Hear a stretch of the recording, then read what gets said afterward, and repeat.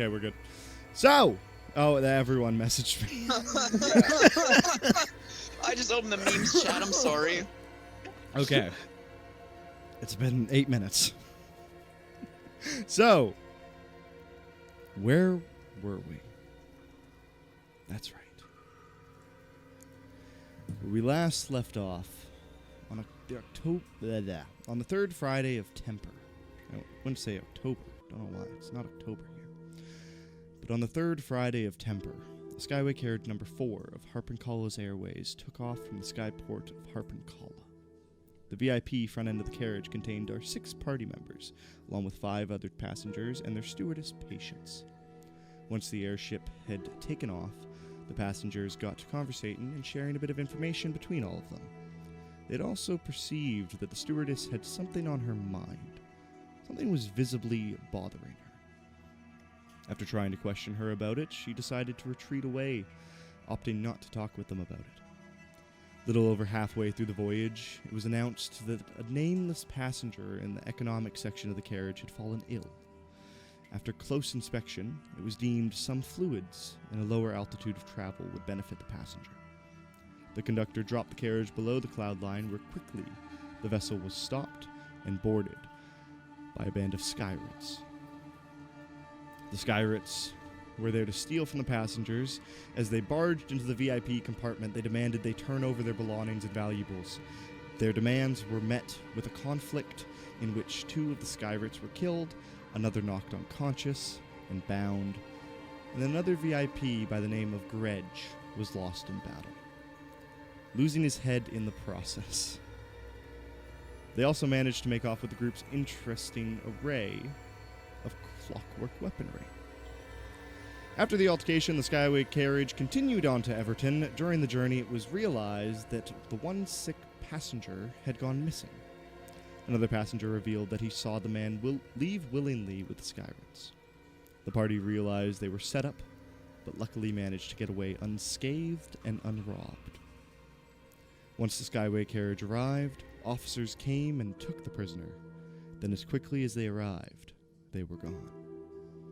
As they were about to disembark the carriage, Patience approached them and confided in them. She tells them how she is actually employed by the man who had brought them all here. Once they all exited the station, they approached a carriage where they ran into Sylvester, the small automaton that delivered them all their tickets. He then offered to transport them to the master's house, as he wanted to meet them all. They agreed and hopped into the carriage, where Sylvester took them to the Grand Tower of Everton, where the master's house resides. Once they arrived, at the door they were greeted by a second Sylvester, an exact look-alike, with the same knowledge as the one driving the carriage. They discovered that Sylvester is not one automaton.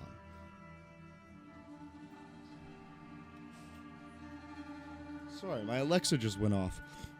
She was, I don't know what in there made her do that, but whatever. You're speaking about automatons. She knew. She knew. She's like, he's talking about the robots.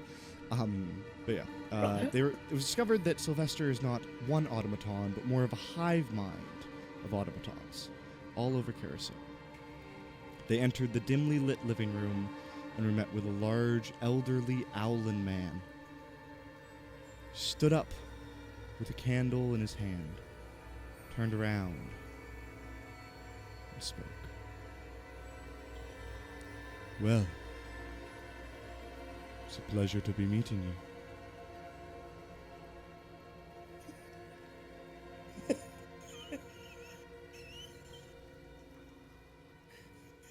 What? What? You okay there? Who goes there? I fucking hate you so much.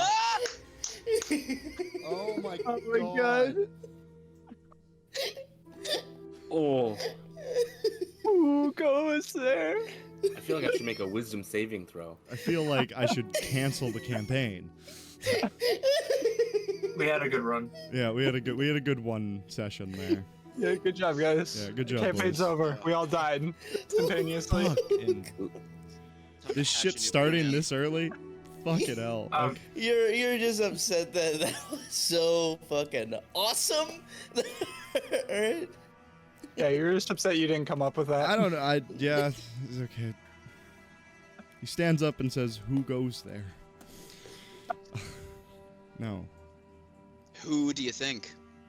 So, it's a pleasure to be meeting you. EMPJs.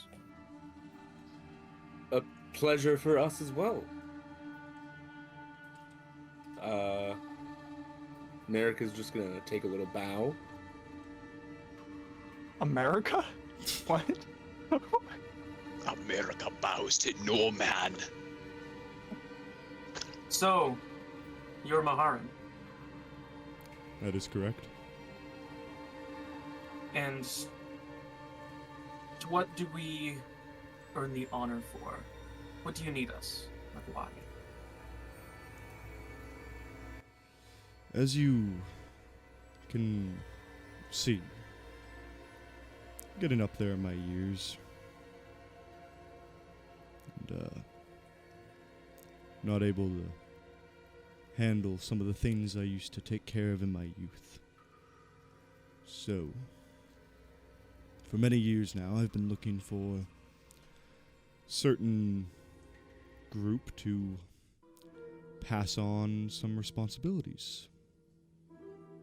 And Sylvester thought the 7 of you, or 7, there's supposed to be one more. Sylvester! You watch as one of them walks out of the kitchen holding like a tray of baked goods. Yes, sir. Where's the 7th? Yes, the tabaxi gentleman. I suppose you must have gotten hung up, I suppose. 6 will do, I suppose. Anyways, Sylvester thought the 6 of you would be an adequate fit for the job. Was there a tabaxi person on the plane? There was At all? not. No. The one that Okay. died was the giant there. I'm calling Yeah. it now. The Tabaxi's the BPG. Probably.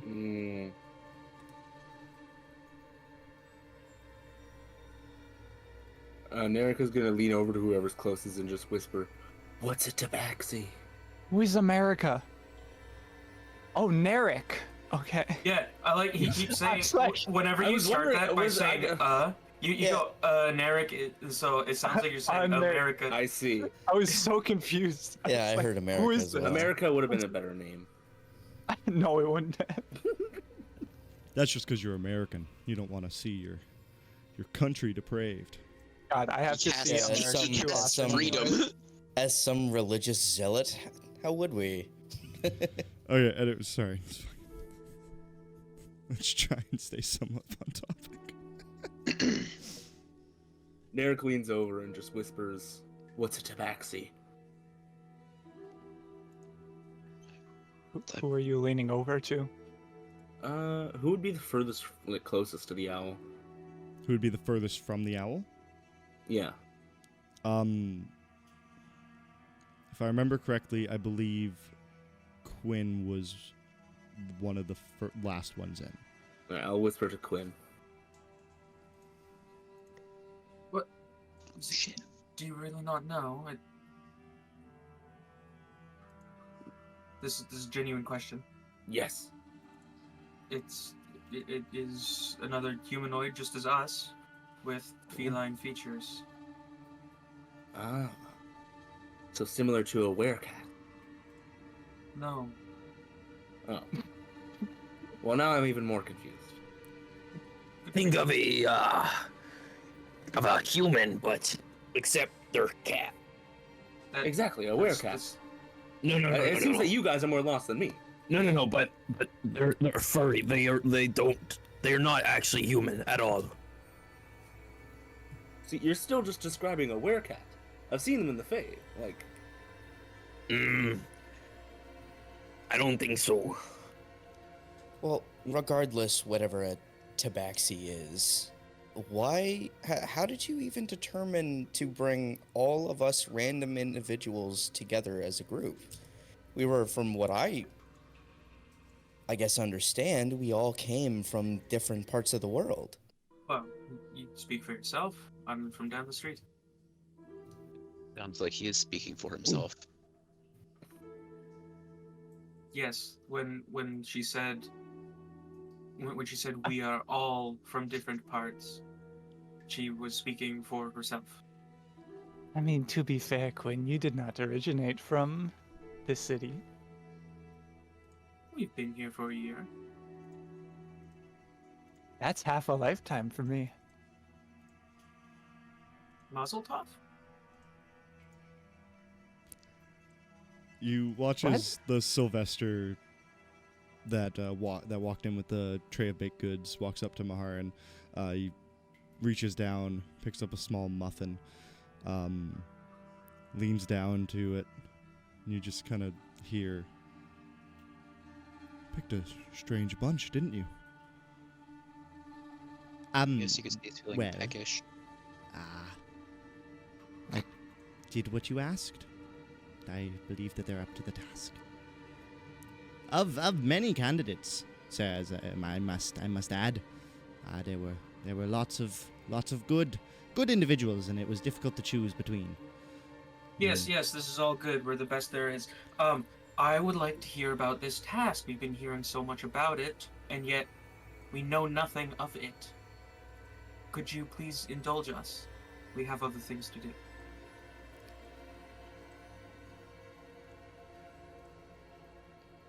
I can't quite trust you with it at the moment, but I do have some small errands that I wouldn't mind being run to, say, prove your allegiance, in a sense. So, you brought us from separate parts of the globe to fetch you things. You saying that as if what you had going on was of any better? How would you know if it was or wasn't? It's obvious. This is definitely more exciting than when I was doing. You're also forgetting that I have been watching you for quite some time. Yes, is everyone going to ignore that? I mean, I asked the question. How he even determined to even pick us to begin with. Clearly, there are more skilled people out there. Not that aren't previously preoccupied.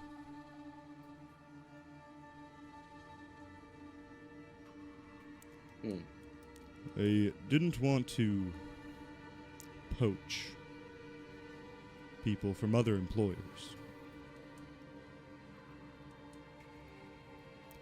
So I took on you as sort of freelance agents, as you may.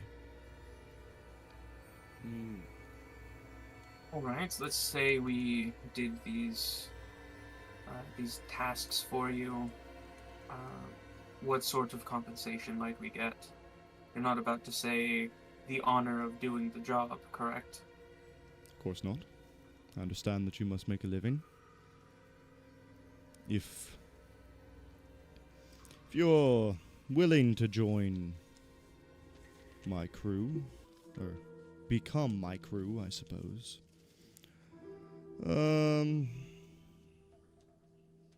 I suppose I'd be willing to pay each of you, say, platinum a week. Salary starting.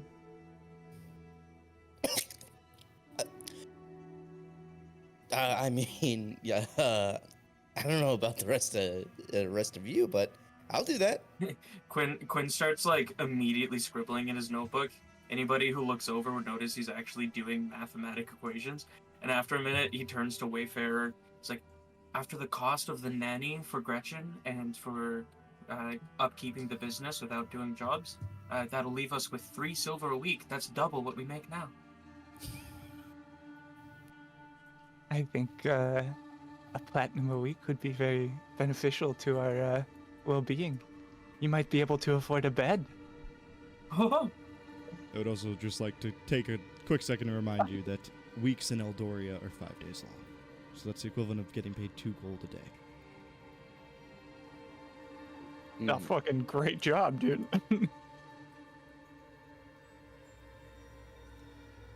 I must say it's not necessarily going to be the easiest line of work, nor the safest.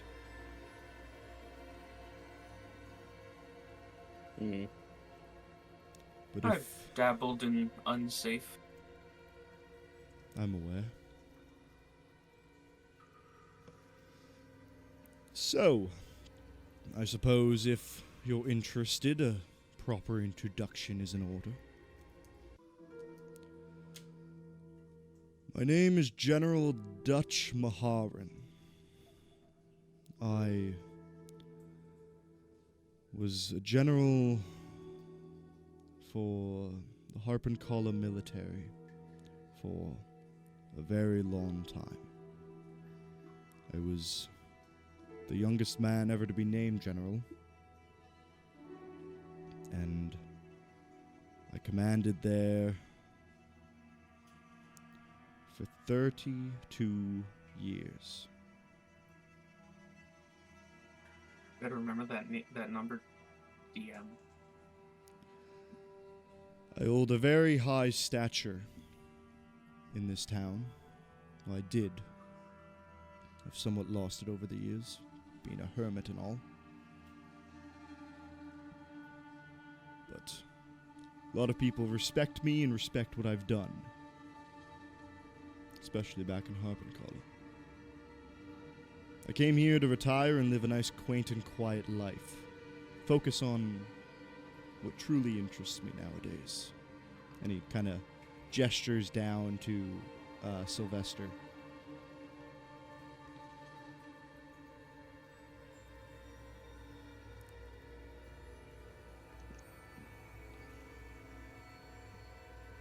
I am the only general ever of Harpencollar to serve my entire tenure without a single defeat.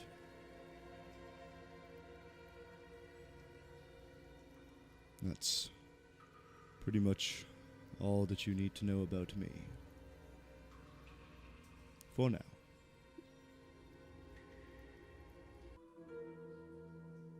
Any questions?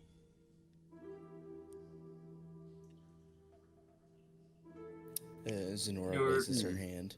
No, your tenure. That was full 32 years. You said you were the general for that one. How long were you in the military? Total of 44.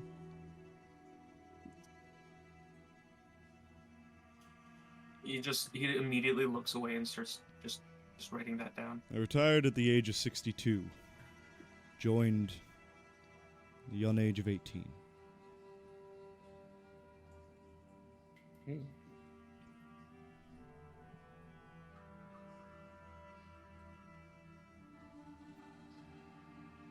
I must say, you look wonderful for your age.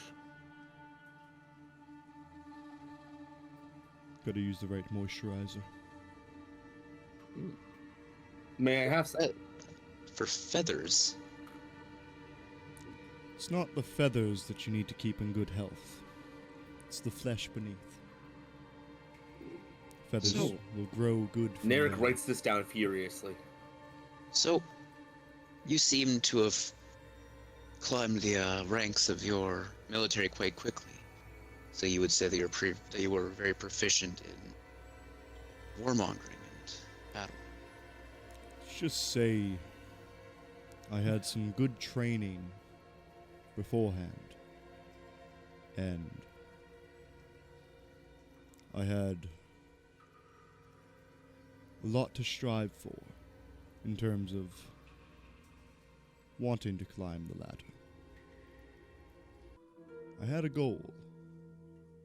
and I knew what I needed to accomplish it.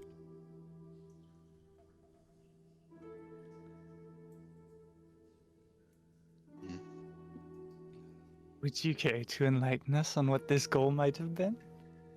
Good question. Make a persuasion check.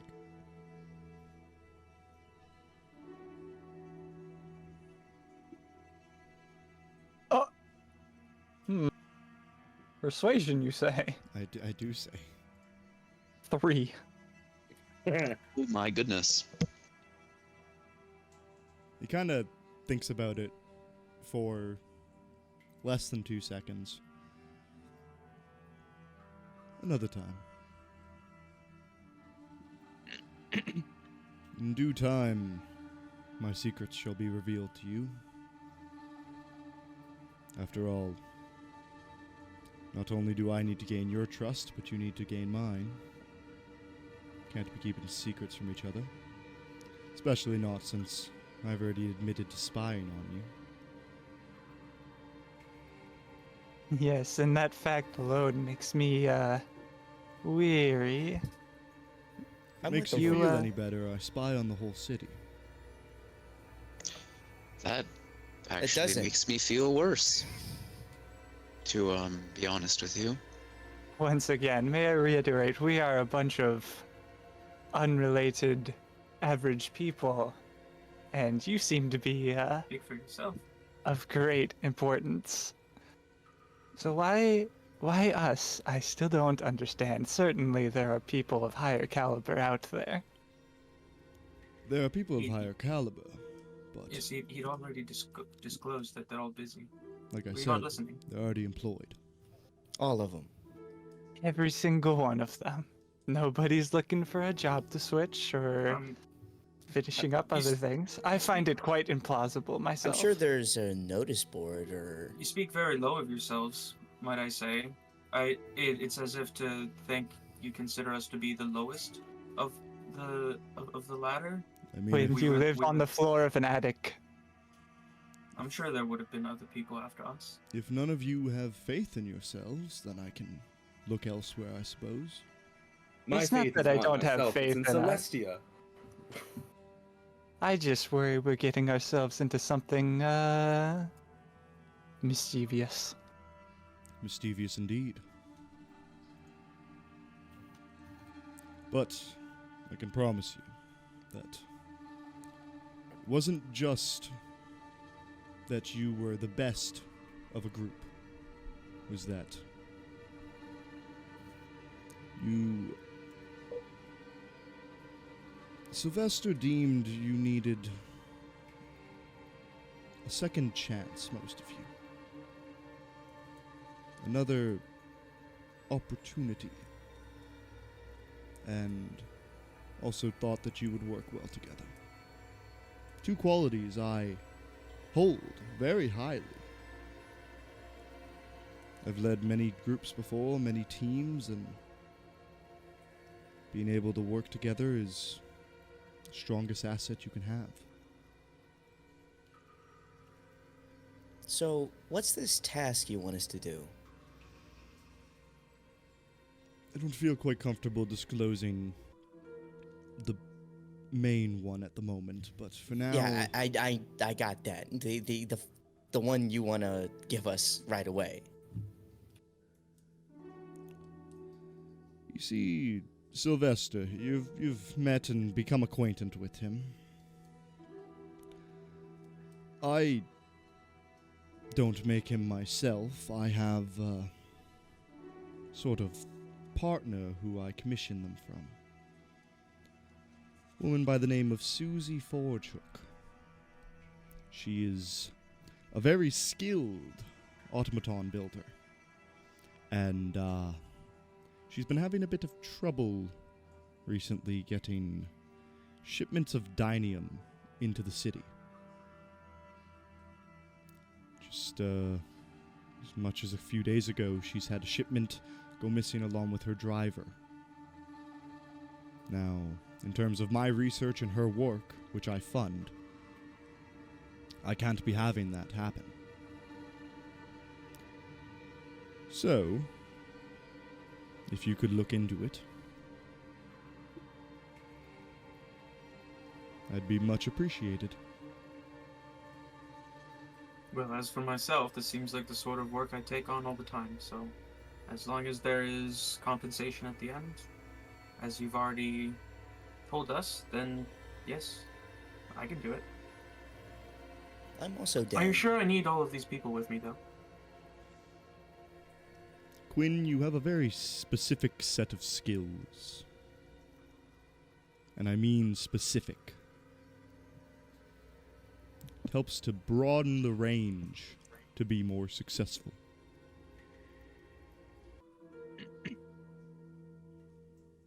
Well, you make a good point, though And he bites his tongue, and he just goes back to writing. He's looking for people who won't throw up at the first sign of violence.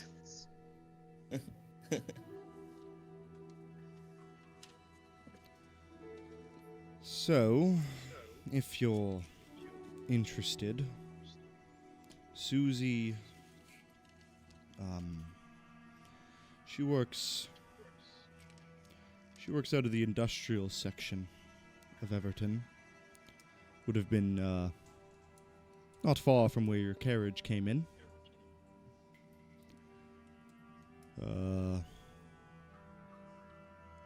Ask around, I'm sure you'll be able to find your way. He's quite well known in the area.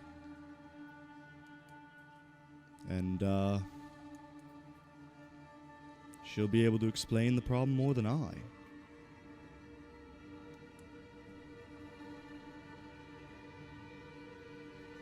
If you have other affairs to tend to in the meantime, feel free.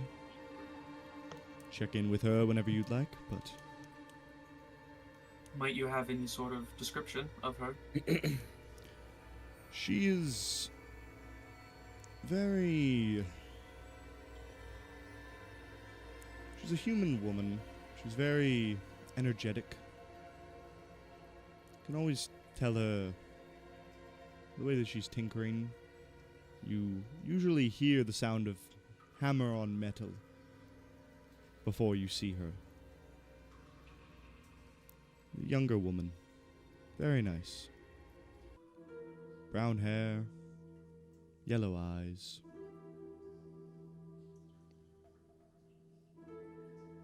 You'll know her when you see her. Interesting. Yellow eyes on a human. You know, in the stories I've heard, that often ends with them secretly being an Aasimar, though I'm not sure that's the case here. Thank you for your description. Very welcome. So, if there's nothing else you require from me, you know where to find me. If you need anything, put you on the docket and write up employment contracts. And, you can sign them the next time you're in, if you're still willing. I think this is going to be the start of a very nice partnership. Like I said, I'm an old man. Can't do the things I'm used to.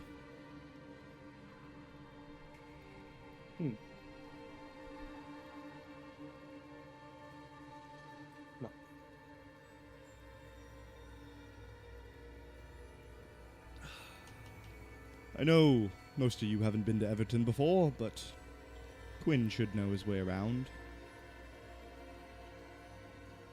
He can act as some sort of guide.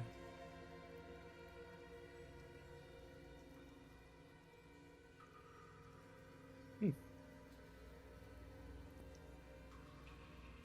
got that all written down, Quinn? Yes, all of it. All right, I guess we'll be on our way then. If nobody else has any more questions. Maharen, would you mind? And I'll reach a hand out towards him. He grabs it and, please, Dutch. Dutch. And I'm just gonna rub his hand feathers for a second. Are they soft feeling? He's wearing thick leather gloves. Oh. So you kind of like How soft are the gloves? They're quite like old and tattered. Like the leather's kind of peeling and cracking in some spots. And as you kind of like feel his talons that are still razor sharp, like you feel these razor sharp talons in his fingers, kind of like not even putting pressure into your palm, but still almost feeling like they're about to draw blood. I can tell you were a very strong fighter. And I'll do my best to come back to you alive. And you do your best to remember Celestia is all powerful. And I'll turn around and walk away. I like you, Narek. And I'll blow a kiss as I walk away. As I walk away, my head turns 180 degrees to just look at him the whole time we walk out. I do the same, but not exactly. Just like kind of look over my shoulder. Yeah, the way my head turns, it almost reminds you of an owl. Are you talking the inner portion of your head or the outer portion? Both portions. Both of them? Okay. So, you guys exit back out in the streets of Everton. I kind of rushed through the end of it, so I didn't really quite explain this grand tower, but Everton is sectioned off into four major sections. You have, to the north, you have the industrial section, to the south, it's a very heavy in wood industry, so there's a whole section dedicated to lumber and processing wood. To the east, you have a big commerce section, and then you have the slums in the west, an area that, Quinn, you are very familiar with.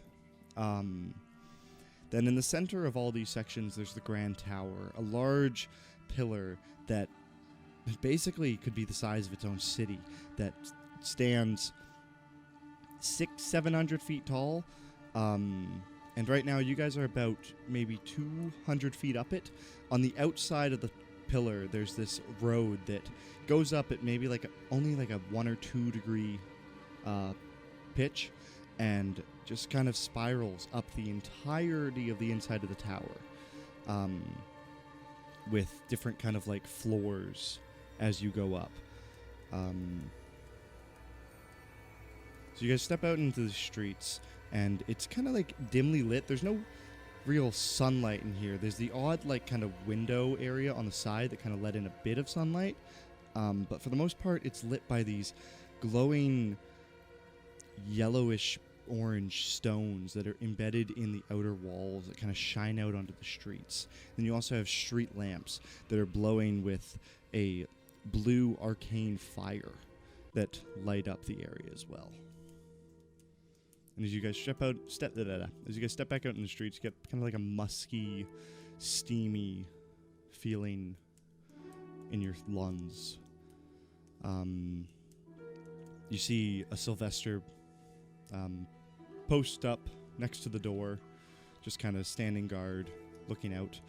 The carriage that you were brought in on is now kind of like parked back up against the side of the house in like a driveway-esque type thing.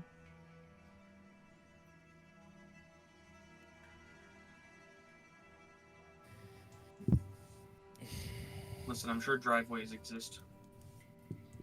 I know they exist. I'm just saying that like it's not quite that, but it's almost like reminiscent of that.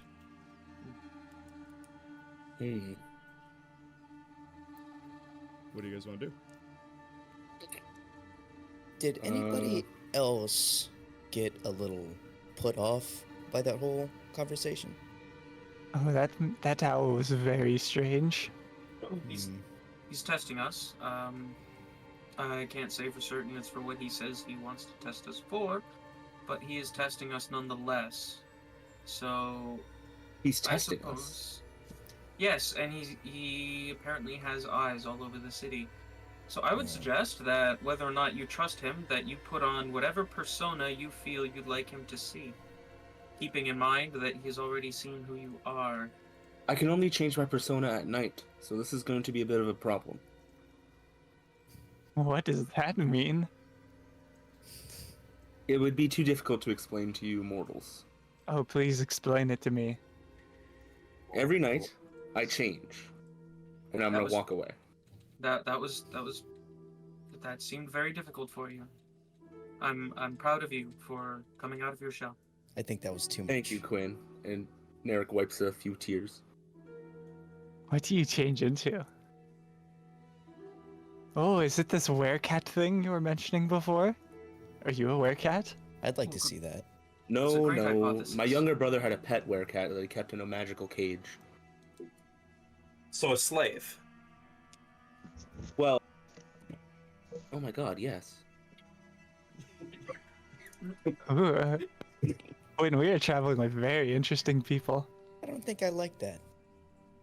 I did. He wasn't my werecat. I didn't even know. He just kind of whined at me anytime I walked through. He winded you? Well, I didn't speak cat at the time. Oh, but you wine. speak that now.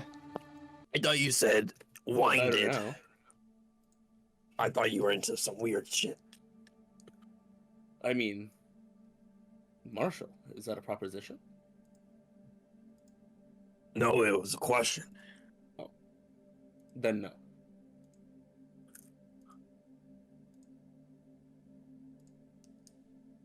Right, so...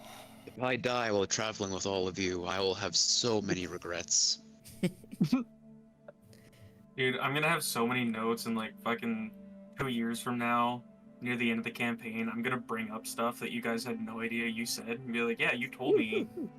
like in like 15 sessions, I'm gonna be like, hey, there's a cat. Can you speak to it? You're like, what? It's like, you told me you speak to cat. So, where do we go now? I believe we go north, I think. Which way is the industrial district, Jazz? North. North? Okay. Ah, Listen, you don't have to ask the DM. I know all the... No, Spy probably knows more. Listen, than I do. also live here.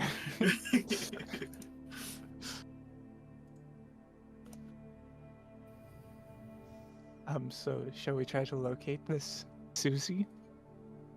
yes. I believe we should keep our ears out for the sound of hammers, because he mentioned that we'll hear the hammers before we see her. Do you know how many forges there are in the industrial district? I'm assuming at least one. Yes, at least one would be accurate. Self 5.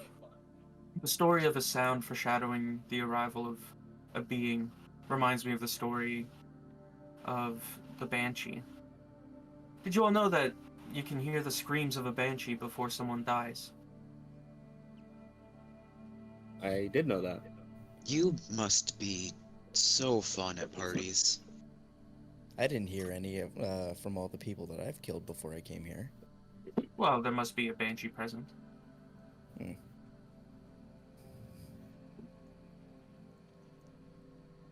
Right. Wait, no, that's stupid. I think the thing is when someone is killed by a banshee, then you hear just Well, not anyone who necessarily, dies. but Well, that's like saying like, oh, you can only hear a tree falling when you're near it. That is also true. That's a true statement.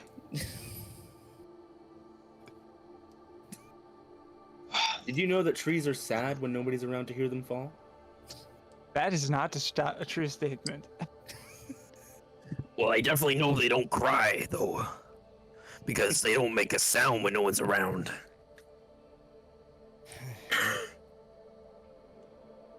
Let's just go get paid. Lovely idea. I'm gonna assume that you guys have started walking. You're not having this conversation slash Yeah, argument yeah, on like yeah. on like the steps of Maharan's house. No, we haven't moved. So as you guys are walking down the outer spiral of the central Grand Tower, having this conversation. Eventually, you will reach the bottom, and the bottom kind of acts as like a central market.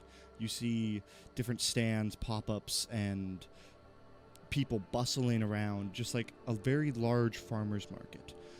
This is the center of town. This is where most trade and commerce and just kind of general shopping happens. If you want to find basically anything, this is where you'd come. Because this is where everything amalgamates into one. If you want to find things that are specific to certain things, then you can go to different areas. But this is where you'll find this is basically like the largest general store you've ever seen in your life.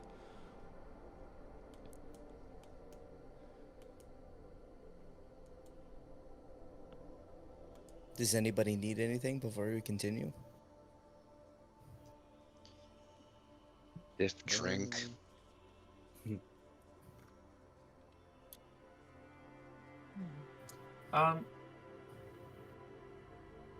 And DM, he just told us to find her, and she would like tell us where to go from there, right? That we're looking for like why she's not getting her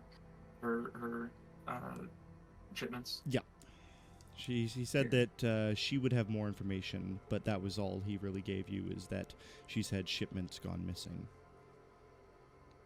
And her most recent one, also her driver, has gone missing. What was this woman's name again? It was Susie? Susie? Perfect. What's her last name? Is Susie something? Susie. Susie Forgewick? Forge Hook. Forge Hook. All right. Here's an actual world building question, Mr. DM. Mm-hmm. What kind of writing utensils exist? Because I know there's probably like pens and pencils. Do they have anything other like do they have something akin to markers or anything like that? Yeah, you can find general like just kind of like Crayons. you have your quills, you have your crayons, your different like wax type crayons, you have your charcoals, you have your chalks, and then you also have different like not sort of like your modern day marker, but kind of like ink blotchers.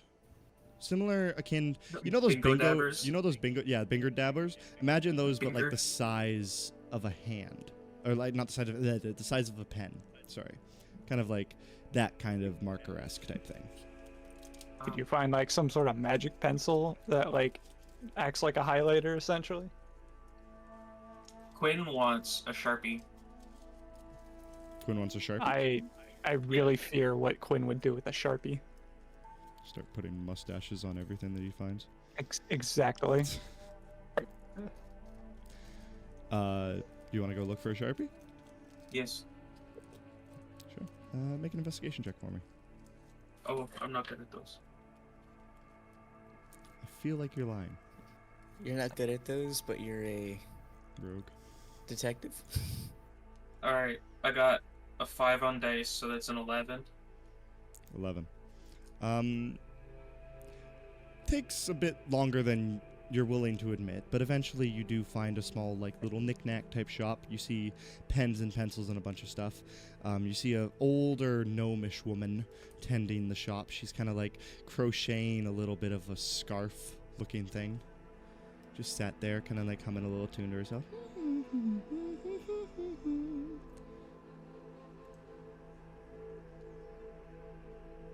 So wait, I'm looking for something to write with, and I find somebody crocheting. Well, she's running a little like knick-knack shop that you see pens, pencils, and a bunch of different writing assortments at. Okay. But she's there, just kind of behind a little table, knitting. This is like I said, like a farmer's market. So there's a bunch of people that are kind of like set up their own like little freelance shops. So she's just kind of like passing the time while no one's actively. Have I ever seen this person before? No. Ah, okay. I walk up to the stand and I just like stand across from it respectfully, and I just kind of wait for her to notice me.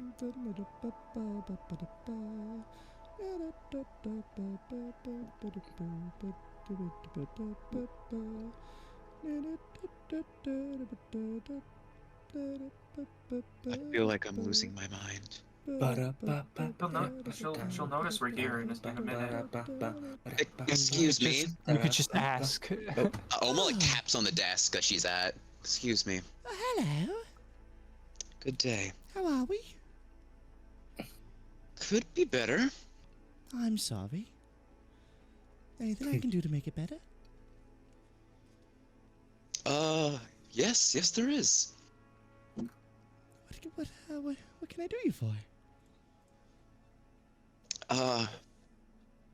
My acquaintance needs a marker. I believe they're called. Oh, yes. What color were you looking for? Just black. Just black? Certainly. You want a nice thick tip, or something a bit more fine? Preferably thick, something that doesn't wash off very easily. Permanent. I like the way you think. Certainly. And you watch she reaches under the table, pulls out a big box just of an assortment of different pens and crayons, writing utensils, just starts digging around in it. Her long, gray, curly hair just kind of falls into the bucket as she's got her head down in it, digging in it. Just swooshing around different pens and pencils, and eventually picks up one, plucks it out. Oh, here we are. Takes the cap off, and there's a piece of paper next to it, and she just kind of like quickly does a quick little drawing of a heart with a arrow through it, puts the cap back on, puts it on the paper. Would that do for you? It's basically a Sharpie. It does exactly what a Sharpie does. Yes, that would suffice. Lovely. Just a copper for that. Seems reasonable. Can you make change? Yes. I hand her a whole ass gold. I hand her 100 copper. Wow. Yeah, she takes the gold pieces takes the gold piece, and we'll give you back 9 silver and 9 gold, or 9 silver and 9 copper. Gives me back 9 gold Gives for you 1 back gold. 9 gold. She's that fucking senile. Okay. Well, thank you. This is all I needed. Have yourself a great day. You too. She goes back to her knitting. I don't know why this is a thing. I assume it's a typo, but apparently I have 6 Electrum. Oh no. I hope not. I think that's a typo. Yeah. That's Good luck trying to buy anything with that. like 1.2 gold, I think. I think it's like 1.5. It's like it's 2 silver. I think it's the equivalent of 2 silver. No, 1 electrum is half a gold, Yeah, That's right. It's half a gold. That's right. so it's 5 silver. 5 silver. So yeah, I don't know. It's very confusing. you get that. Did anyone else want to try and find anything while you're here? No. I would like to try and find like a bookstore and see if there are any books on this general Dutch Maharen. Okay, make an investigation check. I'd also be interested if Wayfarer were to disclose that he was looking for that. So if he does, could I help? Yeah, I'd ask Quinn to help probably. I'll allow it. So you can either take You want to advantage both roll or advantage? Help. Spot, you want to roll? Huh? Well, you're the one looking. Take advantage. Oh, that was a good advantage. 23. 23. Yeah, I mean, you find a bookstore, and it's not like a full store. It's like a tent with a couple shelves and a lot of stuff. But you notice the thing that catches your eye on this is specifically a like war story style store. So like you see a man half-orc man dressed in like a old military type outfit. He looks to be probably in his mid to late 80s. He's got a grayish goatee going. Most of his hair's gone. He's got like a nice shiner going on the top of his head, with just kind of like a bit of hair down the back. Dressed in like some nice old dappered up military clothes, and he's got a bunch of old books set up. He's just stood behind the desk, kind of like waiting very patiently, like you'd expect a man from military background to be doing.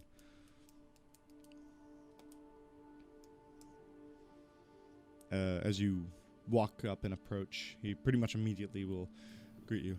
Oh, welcome, my small friend.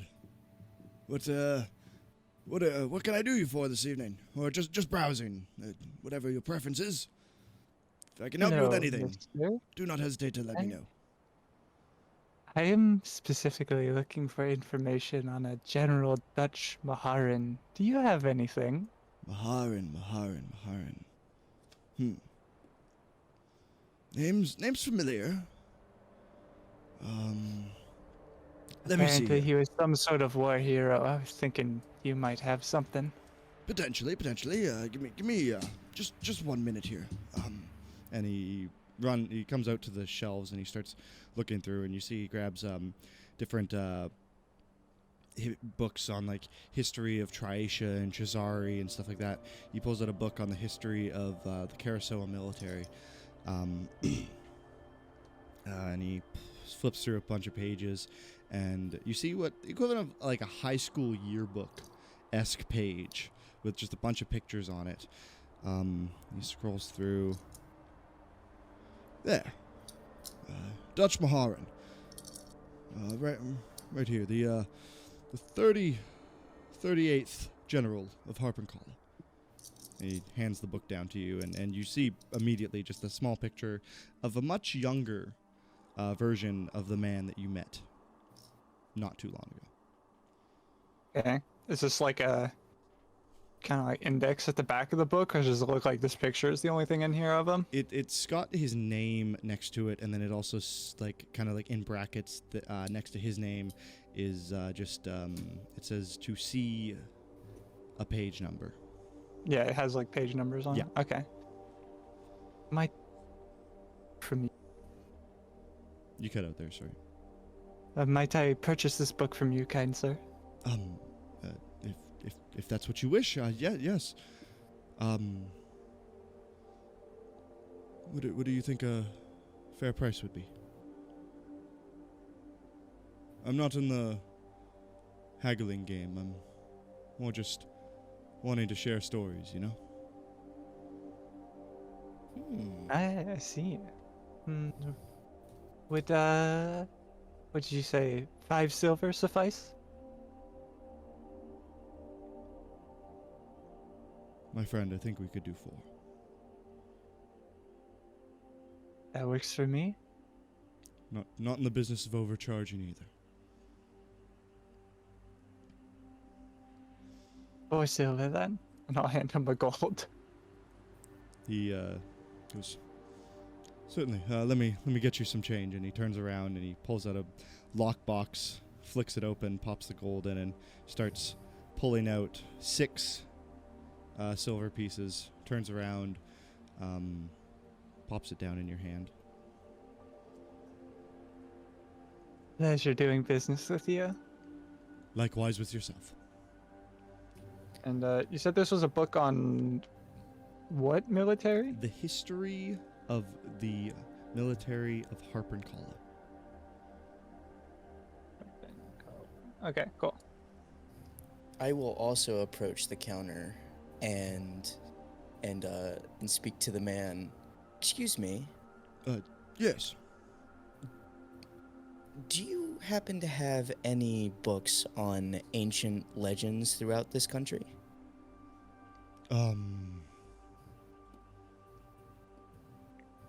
Personally, I stick more to the excuse me, to the military and army side of things. I might have a couple here. Let me just have a look.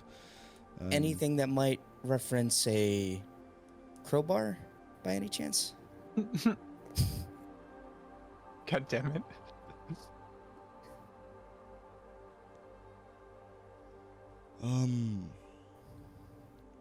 Now I've read every Specific- book I have here from page to page, and I don't remember any of them speaking of a crowbar.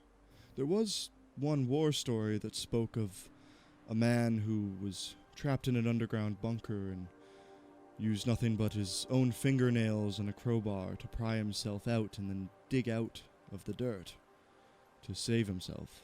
But I don't think that's quite what you're looking for, is it? I don't know.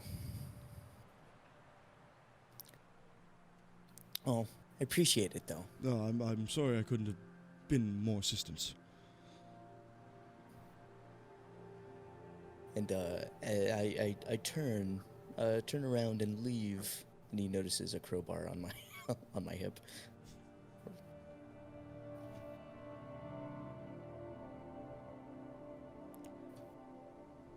Anybody else?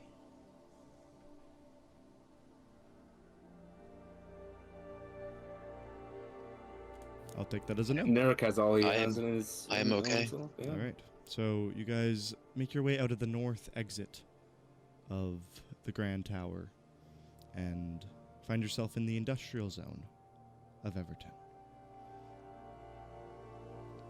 You are like immediately Half-Life met reference. with a gate that is basically like a walled off gate that is guarded. There's a man stood next to it in kind of like a little booth off to the side.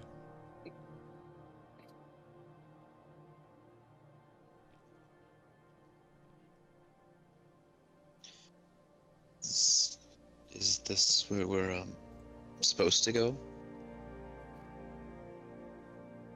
I mean, we were just kind of the industrial district. And then I I mean- suppose we're supposed to find our way from here. I mean, two of you have lived here, right? Do you not, especially being investigators, would you not know anyone of the sort? I mean, is the description familiar at all?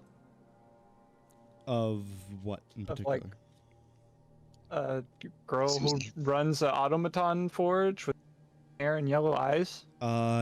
It doesn't ring familiar to you. It does seem very specific, though. So, you can make the assumption that anyone who would see maybe a lot of people passing through would probably recognize her. She'd probably stand out.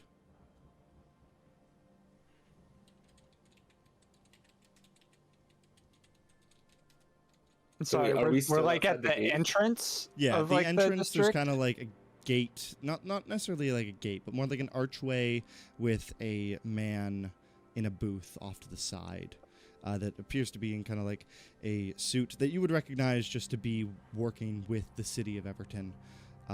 These gates operate somewhat as like information booths and import and export type offices. All goods that are transported between the sectors have to be reported. So this is just kind of like the office where you would do that if you're transporting goods. Just reporting that you're taking stuff and moving it into a new area.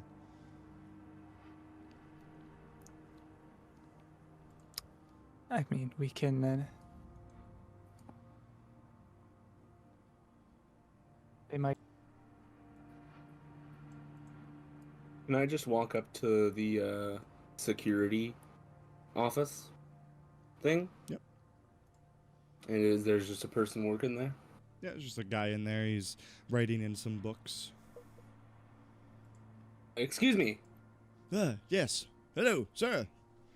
Oh, lovely to see this beautiful place, and I am in need of your assistance. Certainly.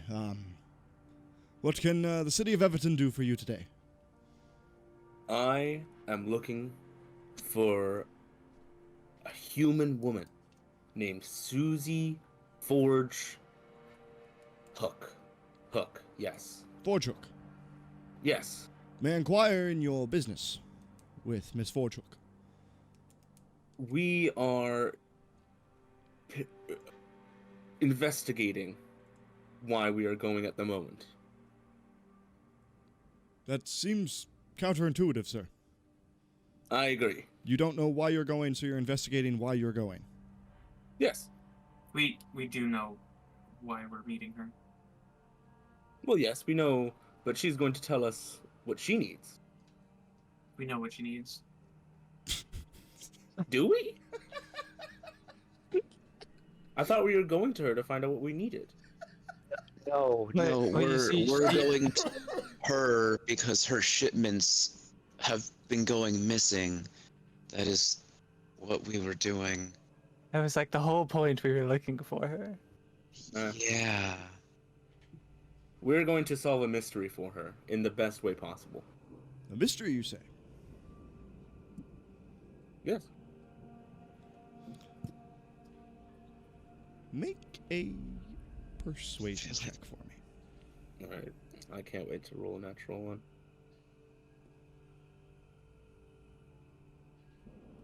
Oh, that's actually going to be a 22.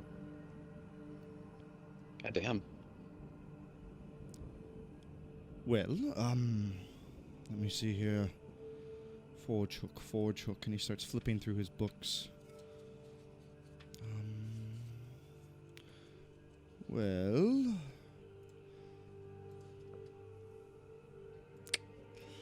let's see here. Not but 3 days ago, a shipment was logged entering the industrial zone for Miss Forgehook, transported by a Mr.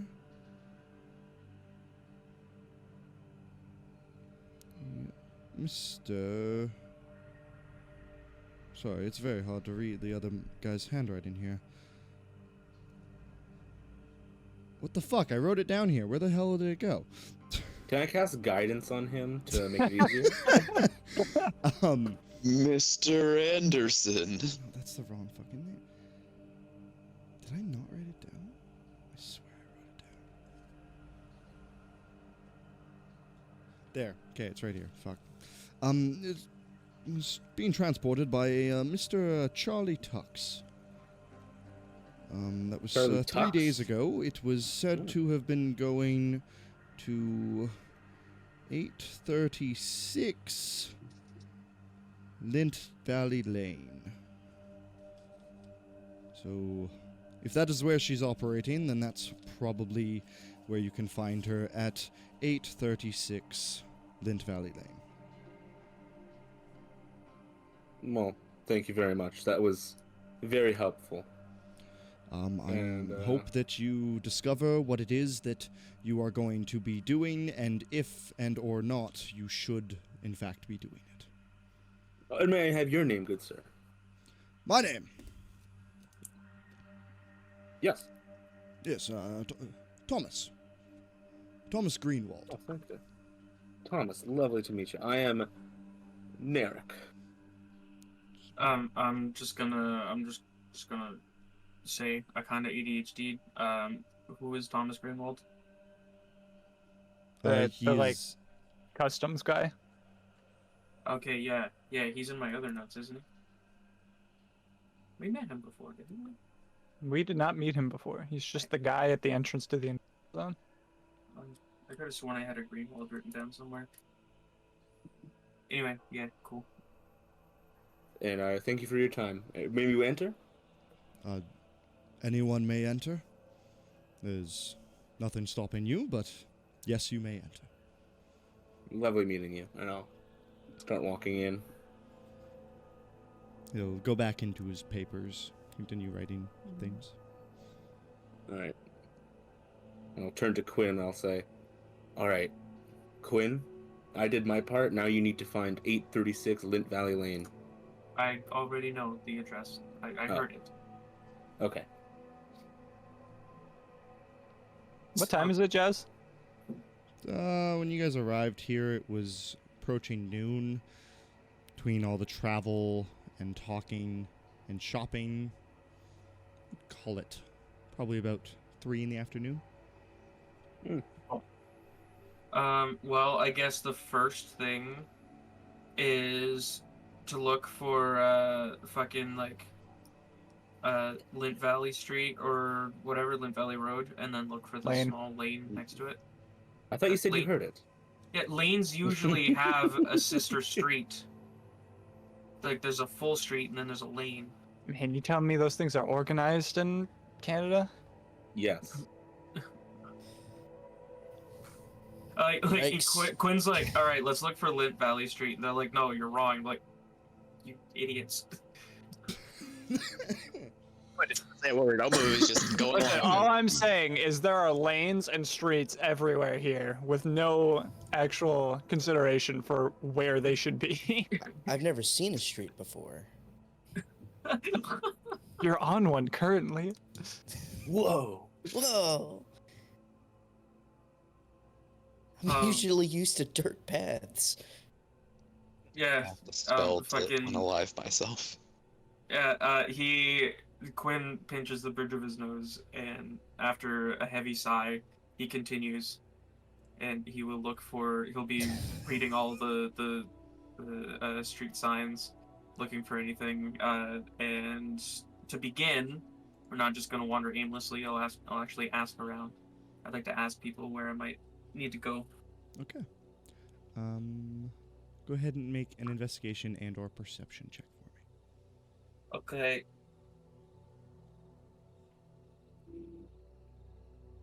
That was not a dice roll. I dropped my dice when I went to go look for my modifier. Investigation, that is 15, 21. 21. You walk up to a man that you see on the side of the road. He's operating a small cart and appears to be selling, looks to be like some kind of makeshift fireworks. You approach him and you ask him about Lint Valley Lane, and he's like, oh yeah, no, Lint Valley Lane. It's just is it 8 or 9 streets that way? Take a right, and then 3 or 4 streets that way. And then, yes, then you'll find it. Okay. 3 or 4, 5, maybe 5. Yes. All right. Thank But you it's for your help. definitely to the right. Yes, I will. I'm gonna insight to see if he's actually sure about that. Okay, go ahead. Natural 20, 25. Natural 20. He is definitely certain about certain aspects of it. He doesn't know how accurate it is, but he knows he's not leading you in the wrong direction. He might be leading you a bit Yeah. off. But I'm gonna head in that general direction. There's no way we'll find the street with variable like numbers, but like as I get closer to that general direction, I'll ask more people. Gotcha. So you walk probably equivalent of 10 to 12 blocks worth. Then once you're in a You said new... 8 to 9 streets. Why would I walk 12? Because it was 8 to 9 streets up and then 4 to 5 over. How much for the fireworks he was selling? They look to be quite intricate. I mean, you can talk with him if you like. Yeah, I would like to talk to him. Cool. After he gives these very broad, like directions. Almost gonna approach him. Yeah, go for it. So, how much for your fireworks? What are you looking for, in particular? Like just a simple little poof or big?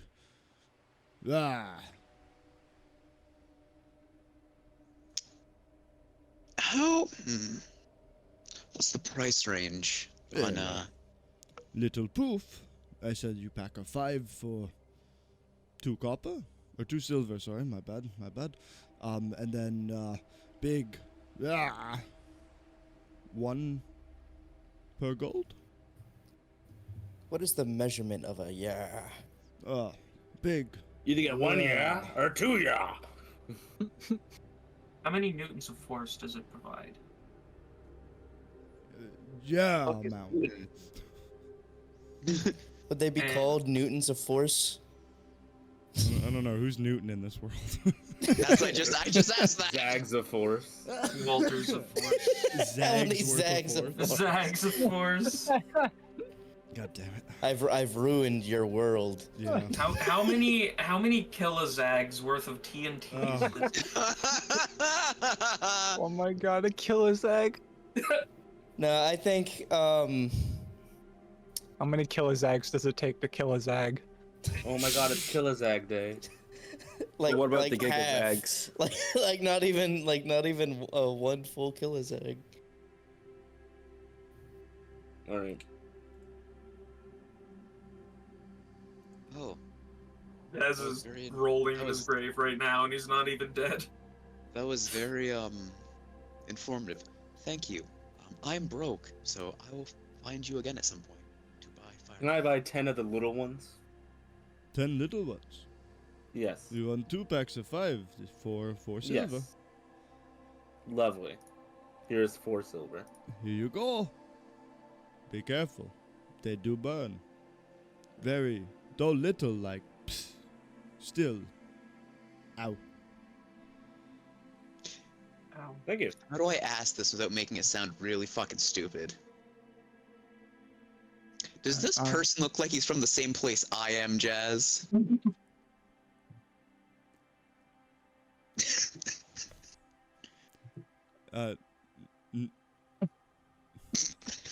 This man is obviously Russian, okay? Like, He's an older-ish man. He's, definitely got some Some of me in him. oriental aspects God. to him, Okay. if that's appropriate to say nowadays. That clears it up. That clears it up. Actually, that clears it up perfectly for me. That clears it up perfectly. Okay, so now I know. Okay. I hate all of Write this. that. I'm gonna write this down in my notes. You're gonna write that down in your notes. Every person of any other kind of heritage, you will write in your notes. Okay. Nah, because I want to buy fireworks from him. It's your, it's your I book gotta- of. I'm gonna stop myself right there. I want So you I want guys, Quinn's notes to turn into an actual book in the 3rd campaign. you guys make your way to like 10, 15 blocks, something like that, and then eventually you ask someone else, and they immediately are able to just be like, yeah, no, it's like the next street over. You walk over, find yourself in Lint Valley Lane. You have to walk up a few blocks. You kind of like take note of which way the numbers are going. You're in about the 600 range at the moment, so you got to walk up a few blocks before you get to where your destination is. And eventually, as you approach into the 800 numbered buildings, you start to hear the ding, ding, ding off in the distance of faint hammering.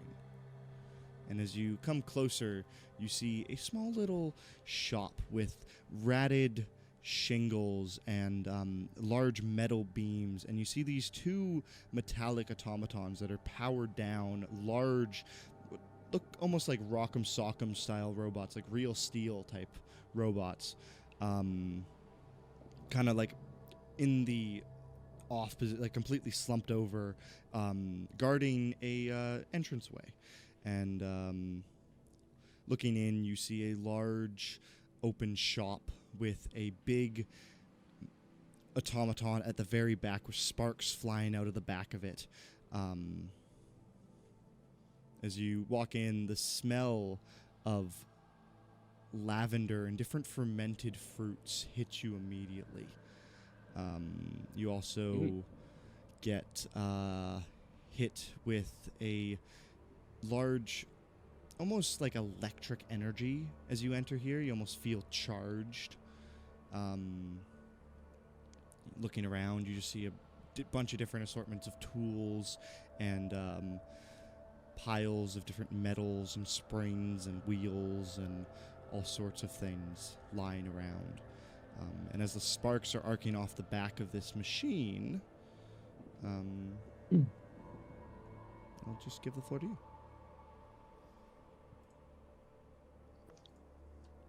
So feeling this charge, I wanna like grab onto like something that might be affixed to like a wall that's like metal. And then after I do, I wanna touch Nayrik. I wanna zap him. I'll be like, hey Nayrik, come over here. I wanna show you something. I'll hustle over.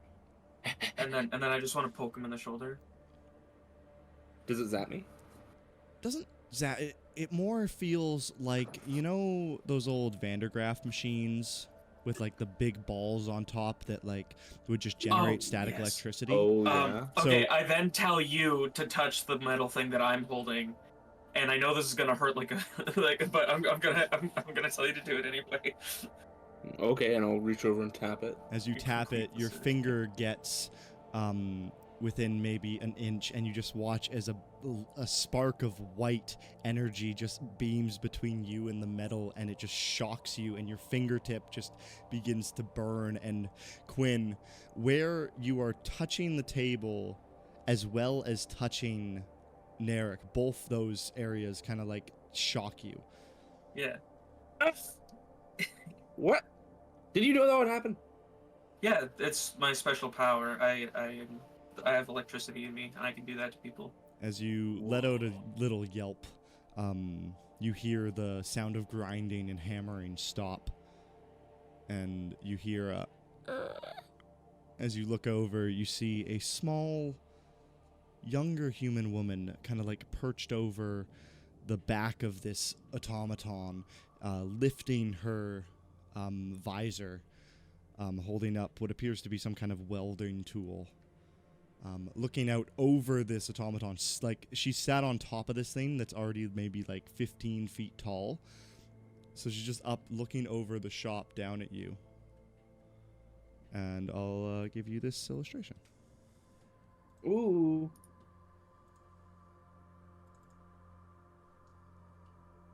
Oh my goodness. Okay.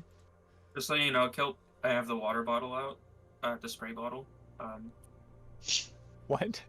I know you It's not call me bad. this type of person, so I have the spray bottle out, and if you try anything- Oh, I see. Okay. She's just looking out over all of you, kind of like gives you all a good like quick glance. Oh, hey, not really taking any commissions at the moment, unfortunately. irrelevant. But I mean, I can take you down in the books if you want, if you need some work done. Also unnecessary. Oh, okay. I'm not that kind of shop that you just kind of walk into and buy stuff. So, I mean, if you're not looking to get some repairs or any commissions done, I'm not really sure I can help you. Are you done speaking yet? I guess. We're here for something much more important. Dutch sent us. Oh. God damn it. Why? Well, The new Sylvester's not ready yet if you're here to pick him up. Again, we're done with the talking.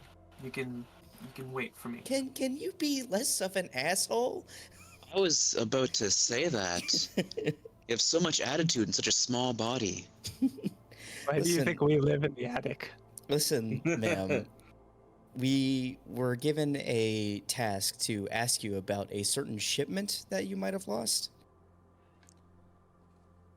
Oh, you're here to look into Charlie? I I just get- mentioned that to Dutch over coffee. I didn't think you'd take it seriously. Yeah, I mean, Charlie's missing at the moment. Doesn't normally do that, so it's a little odd. What do you mean look into? Like Well, you're going to take over the investigation from the cops? I assume. That's what I do best. Okay. Quinn's very good at taking work from the cops. I don't really respect cops in the first place. All right. Why Well, not? I mean, the more the merrier looking into it. I mean, he's a good guy, poor old man.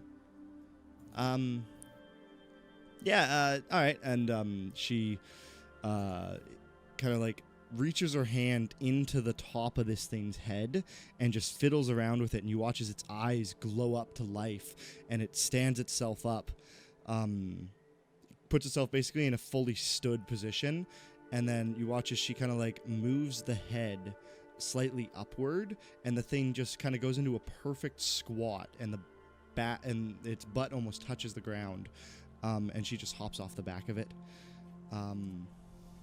Amazing. Is this thing made of dinium? Dinium? Make a perception check.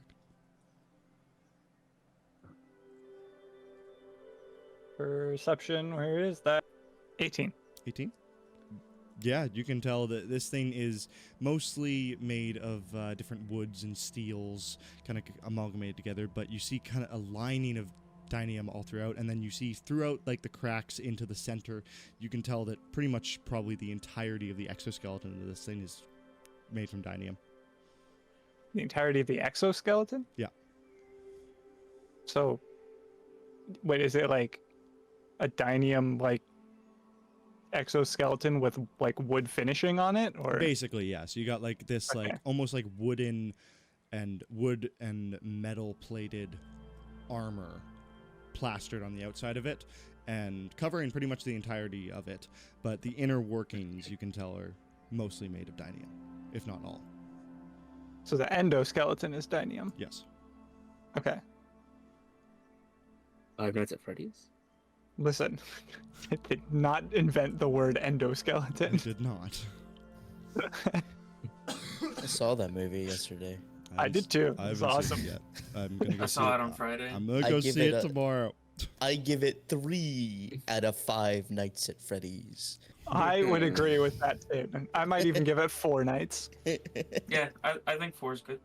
Four is definitely good. Okay, for me. I'm gonna go see it tomorrow. I've been busy. Okay, I'm working all the time. Just stop working. I wish I could. I can't afford to. Anyways, so she hops down, kind of like walks over to you guys. Yeah. So, what do you want to know? I guess give us some more information. Like, where was he going? Where was he last seen? Yeah. So, he was picking up a shipment for me from the docks, not but 3 days ago. He always takes the same route, goes through the slumps, through the tower, then comes in to the industrial zone. I asked the export office, and they said that he checked in the shipment, so it entered the industrial zone, but haven't seen him since, and everyone I've asked about it says they haven't seen him. So I guess the working theory is he's lost somewhere in the industrial zone. Somewhere between the entrance and here, something happened. Any more tips you can give us? Yeah.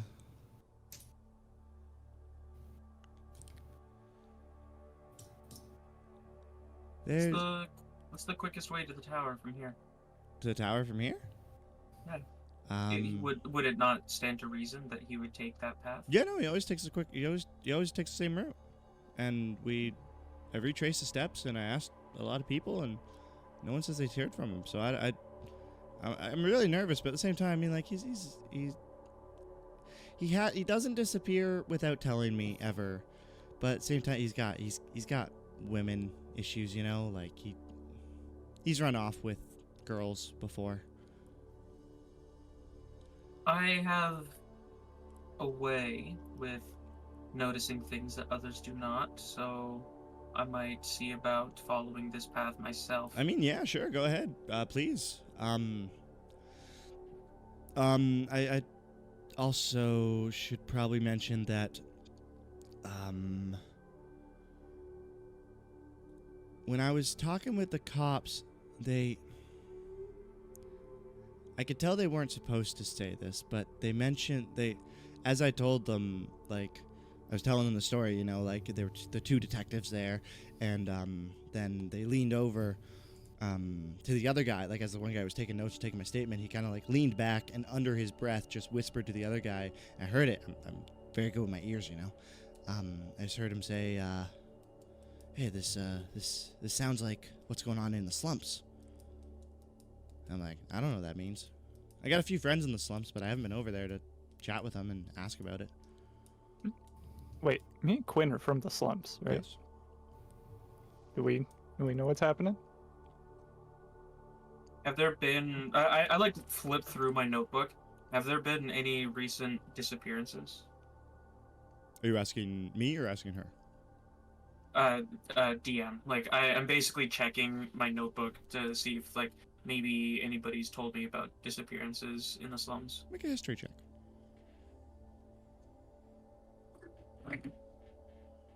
Oh, that's not good. Hmm. 5. You always get your fair share of different things. In the past month, you've had a lot of disappearances of animals.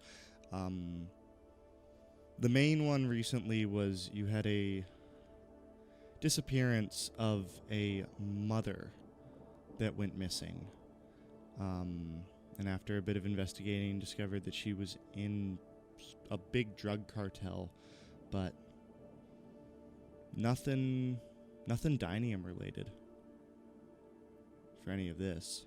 So you struggle to see any kind of connection that this might hold.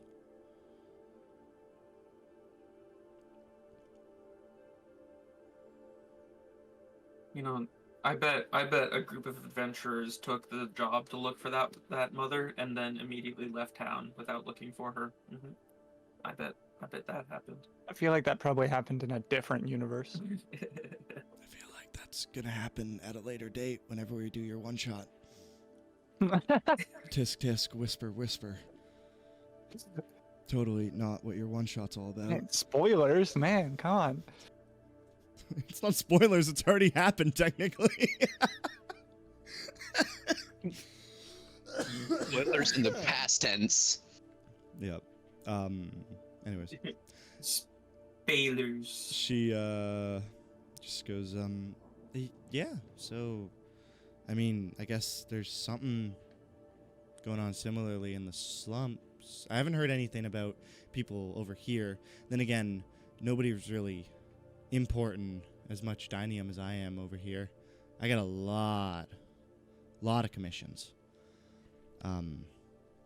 Wayfarer, Okay, Yes, just Quinn? interrupt me, I guess. write this down. Hypothesis: Charlie was Yes, intercepted he's in the last legs of his journey upon very- entering the industrial zone. above himself. Why don't you just write it down? You're always have- writing things down. I have a lot here. I don't have a quill. Why don't you have it? Wait, I'm so confused. You've never asked me to write things down before. I left one by your... Did you not see it? No. Unfortunate. Fine, I'll write it down. I guess I'll circle it or something. Sorry, were I you mean, talking? I can remember that for you. Were you talking, Susie? No, clearly what I mean you got going on is more important. Yes, but we're done now. Okay.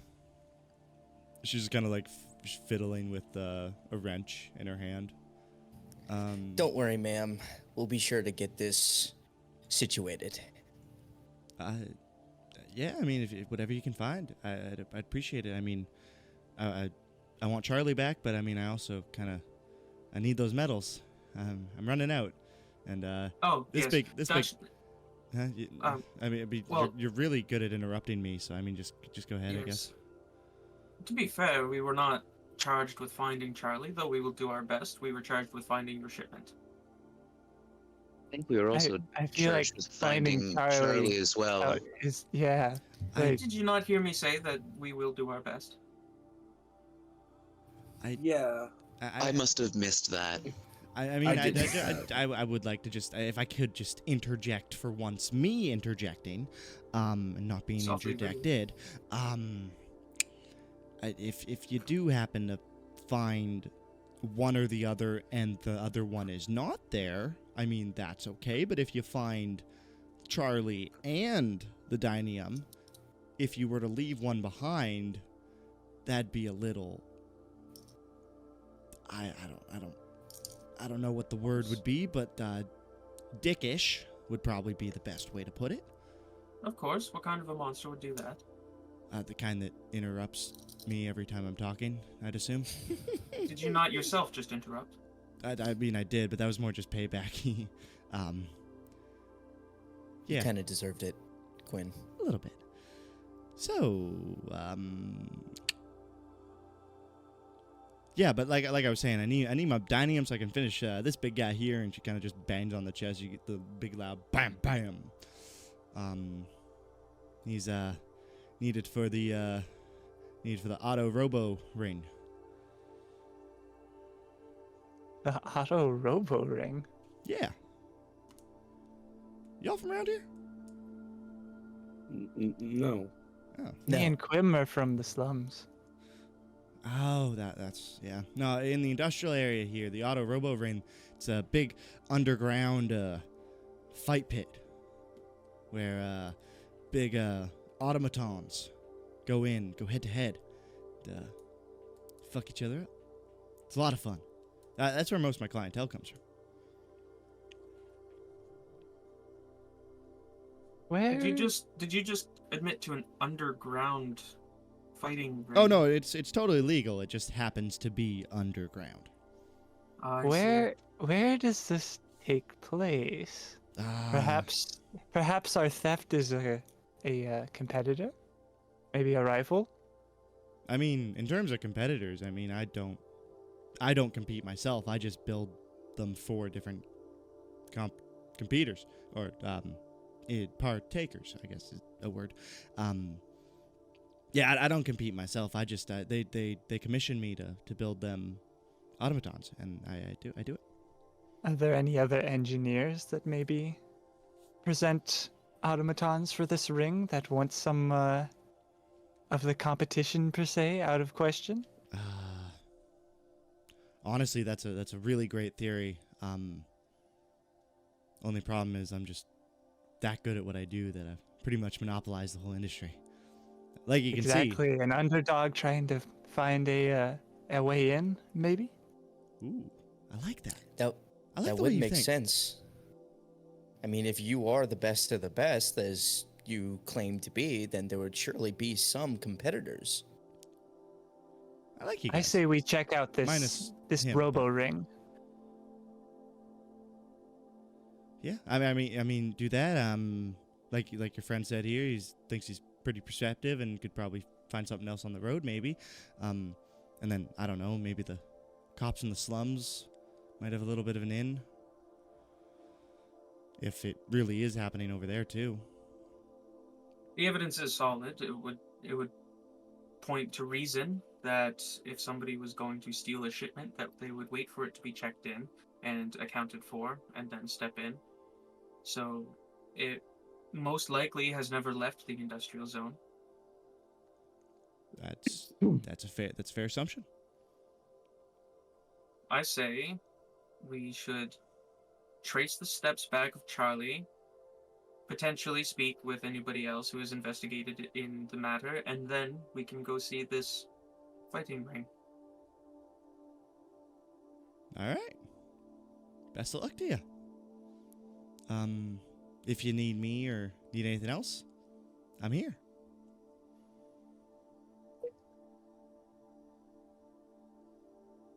He just continues writing in his book. I love these long pauses where Quinn slowly- just writes. She like is just backing up while staring at you guys, and then eventually like bumps into the rope, into the automaton, and like turns around. Shit, sorry. And then walks around it, climbs back up on the back. The thing stands back up, tilts its head down under the light, and she begins working back inside of it. You just hear the clanging of metal and the buzzing of saws from the back as she kind of disappears into the thing. Well, shall we be on our way then? I think we've overstayed our welcome. Yeah, let's get out of here. I was gonna stay behind for just a moment, wait for the rest of the party to kind of take their leave. Yeah. Gwen will like walk out back onto the street, and then he's gonna look at the rest of the party, say, "Well, I'm not entirely used to having an entourage as I do my work. Do you all have anything to add?" Any qualms with my plan? As long as we find the Dynium and the man, that's all that I really care about.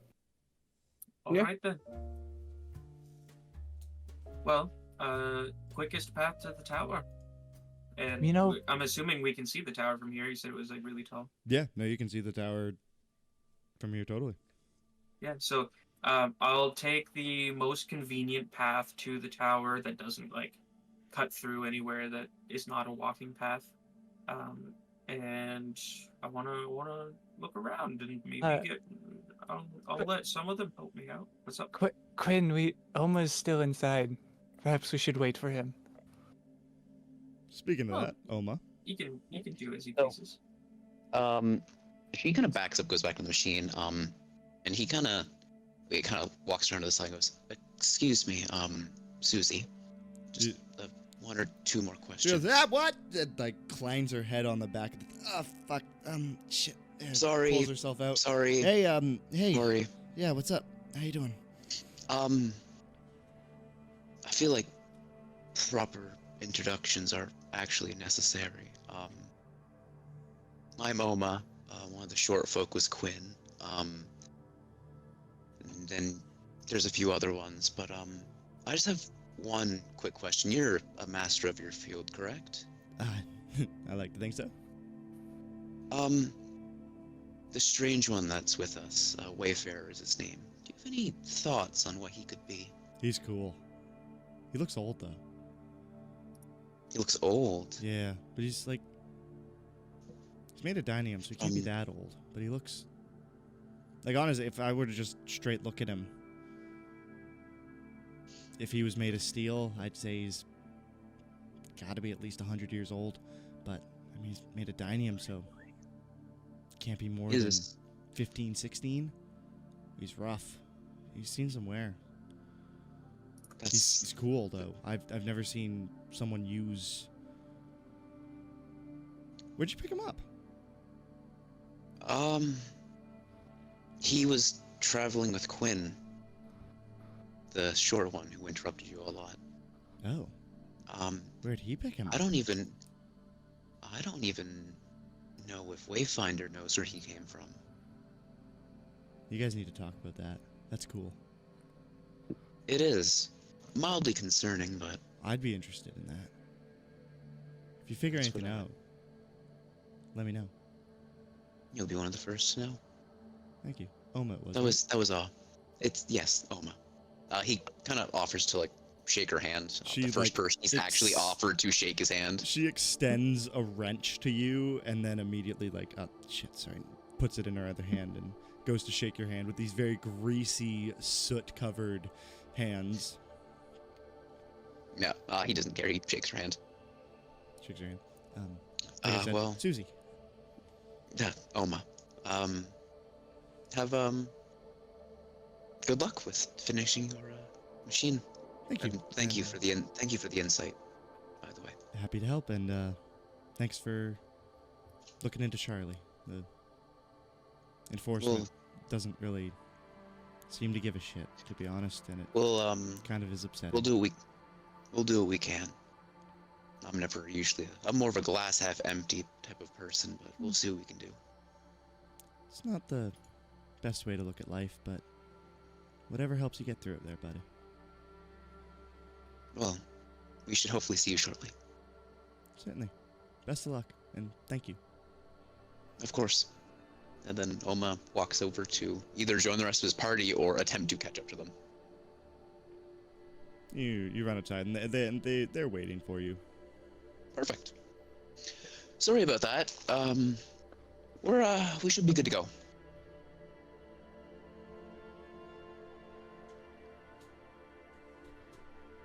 All right, Quinn, I think you had an idea of what you wanted to do. Let us set off then. All right. Seems nobody has any business getting in the way. So here's what we will do. We will follow the quickest path, and if any of you do so happen to see anything that I do not, then be sure to bring it up. Anything and everything that you see is not too small a detail.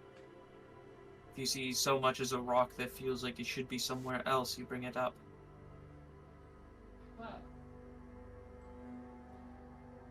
Well, I suppose we'd be off.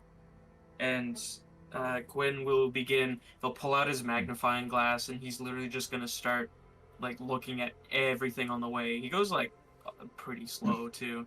So anybody who doesn't actively, like, help in the process and is just following would probably get bored really fast. I'm used to this. I'm just looking around helping Quinn. Gotcha. I am going to ask for, if everyone's helping, a group investigation check. All right. Okay. I was gonna see if instead of doing the investigation, could I attempt more of a charismatic attempt to it, talking to any passerbys in the slums, even if it's just preferably if there's any like homeless. All right. Seem to have I would thought. also be doing that as well. I rolled a 5. For those of you I'll- taking the more, I'll help them with that. for those of you going with the more kind of like talkative approach, go ahead and make a. Those of you can make persuasion or intimidation checks based off of your Oh my god. how you would go about this attempt at acquiring said information. However, that would be for each of you respectively. Yes. And then just tell me the result along with what you chose. I just went with normal investigation. I got a 5. 5? I did persuasion, and I got a 12. Nara? Investigation, also a 12. Well, my roll 20 is absolutely shitting the bed. Narek I got a 5. on investigation? Yeah. Okay. I didn't really know about that beforehand, so I'll just keep with my investigation. We'll Okay. go last. Oma? Oh my god! I'm gonna scream. Sorry, roll 20 fucking crashed for a second time. Remember, you can roll your own dice, too. Yeah, I'm probably gonna end up doing that because the shit is not bumping, as the kids would say. Oh, there we go. Okay.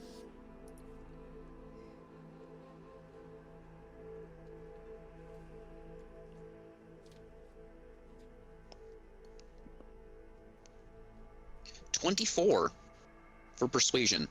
Gotcha. And I also got a 24 for investigation. All right. So, as you guys are walking along, it's taking a while.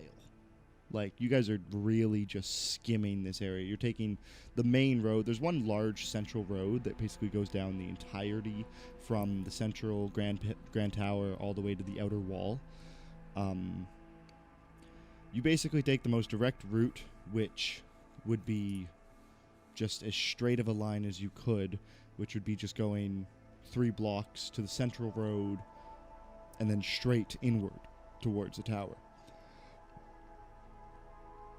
And along this path, as you explored,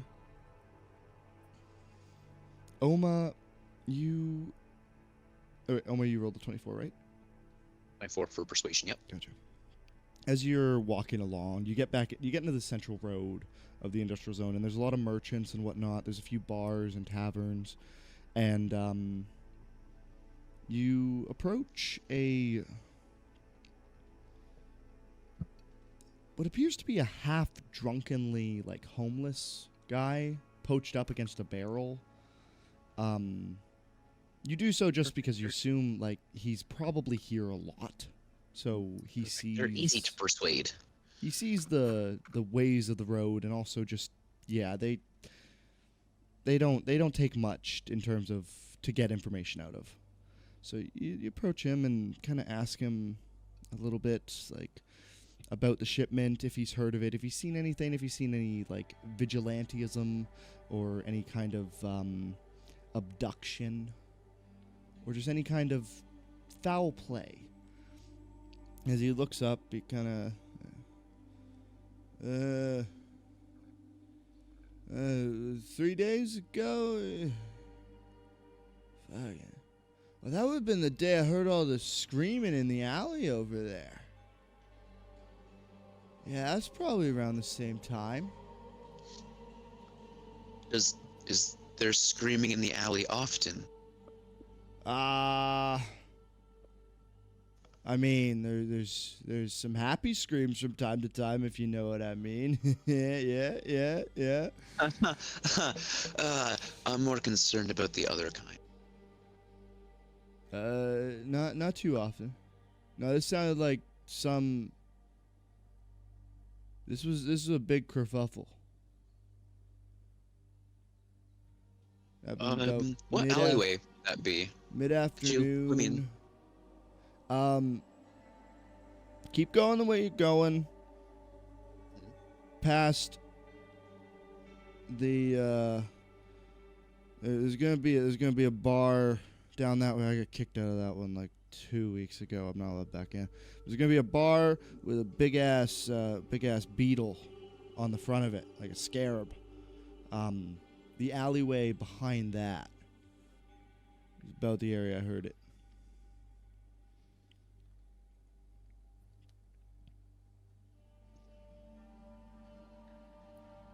Okay. Thank you for your assistance. Yeah, thanks. Yeah, it takes a swig. You're of the bottle. welcome.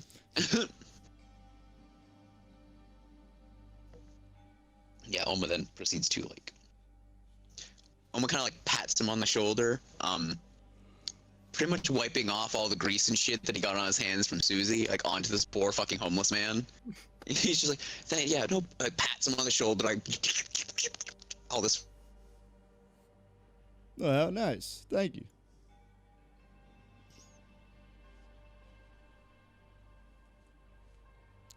Would you go and relay that information with the group?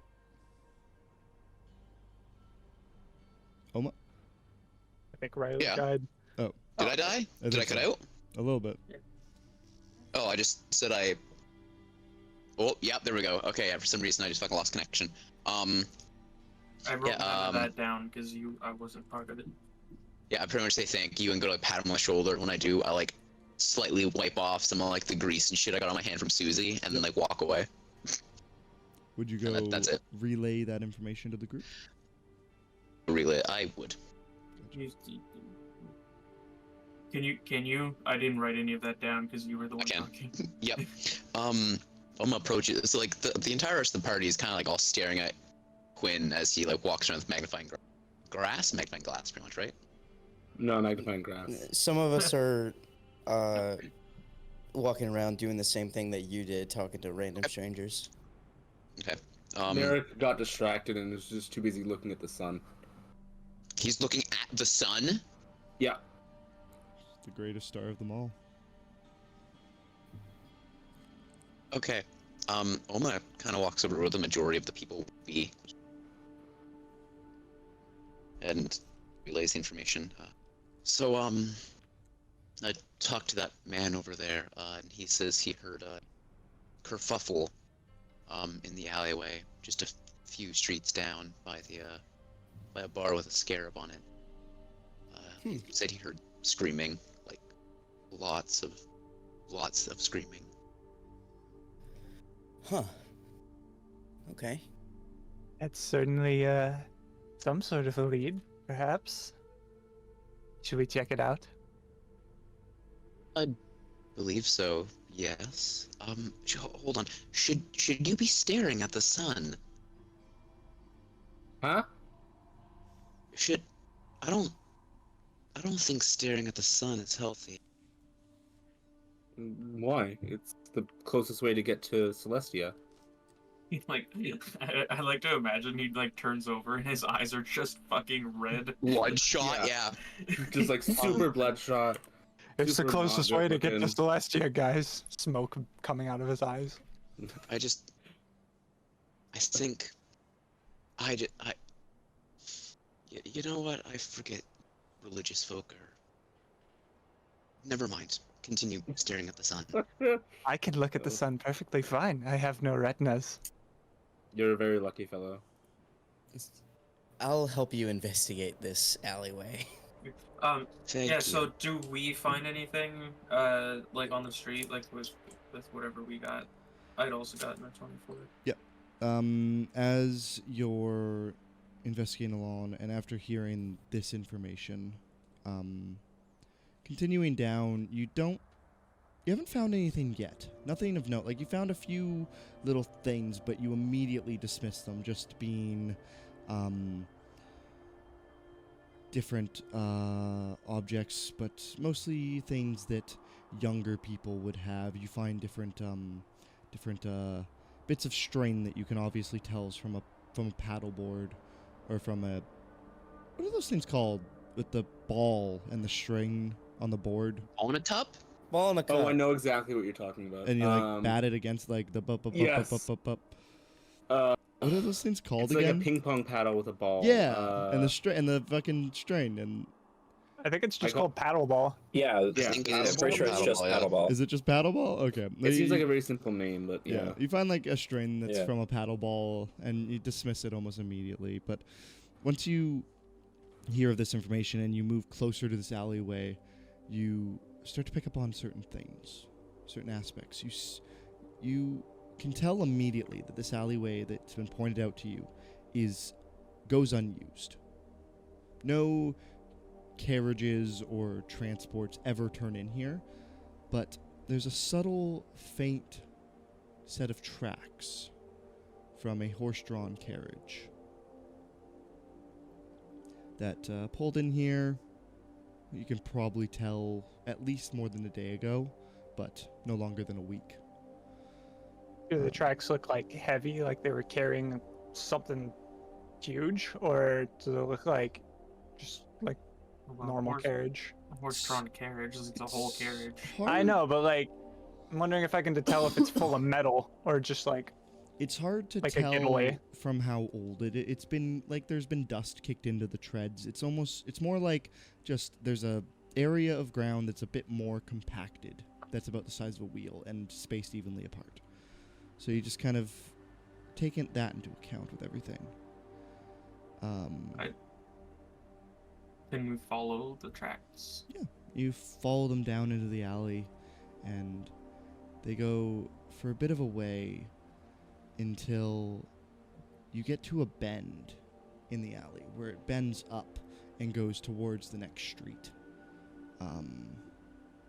back towards where Susie's place was. And here you notice the tracks stop at one point.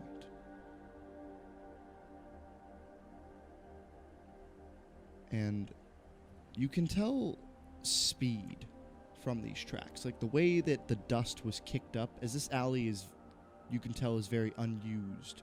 The tracks look a lot fresher once you get into the alley. And you can tell that at one point the carriage was stopped and then picked up speed at immediately, like went straight to maximum speed as the dust and dirt is flung away, not compacted neatly, as in just trotting lightly, just like brushed away like tires spinning as you speed away. Looking around the area here, you don't see anything of too much note, but with a 24, you pick up on multiple different footsteps, and you see a area in a corner where there's a lot of dust that's kind of been pushed off to the side, almost creating a bit of a circular pit. The slightest of indentations. It's very difficult to tell, but you can tell that some kind of fight must have happened here. People rolling around on the ground. And looking at this closer, you dig around in the dirt a little bit, and you see a little bit of a shiny something. And as you pluck it out, you see it's a little metal collar for a little stainless steel, maybe half-inch long collar for maybe either a pipe of some sort or one of those like Corella DeVille cigarette extender type things. Like it's about the same size as something like that. And you see a bit of burning, discoloration on the end, as if this thing saw heat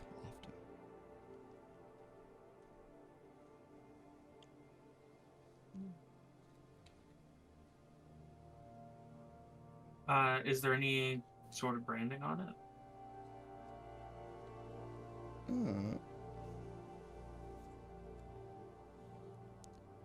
Looking at it, it's too small to really have put any kind of branding on it. What you do pick up on is hints of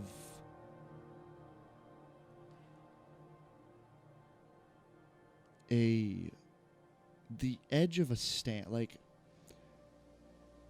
as if a stamp that was meant to be on the shaft of whatever this thing was maybe clipped the edge of the mouthpiece, and on it you see,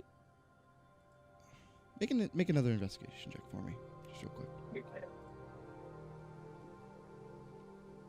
Natural 20, 26. Fuck yeah. You see a very curly line, like the edge of a very curly line that kind of like swivels off into a pinwheel, just kind of like very faintly. And thinking back and just knowing what you know about the city and just what you've seen around, you recognize this mark immediately as the particular bee as is used in the logo for the I gotta write in bigger font. This shit's hard to fucking pick up one specific. Very obvious font of the logo for the Baumish Emporium, which is a large art gallery in the slums. Can you say that name again? A little bit slower. Baumish, Bowmish, or M-I-H. M-I-S-H. Baumish Emporium. And what did you say after you said that? It is a large art gallery that is located in the slums.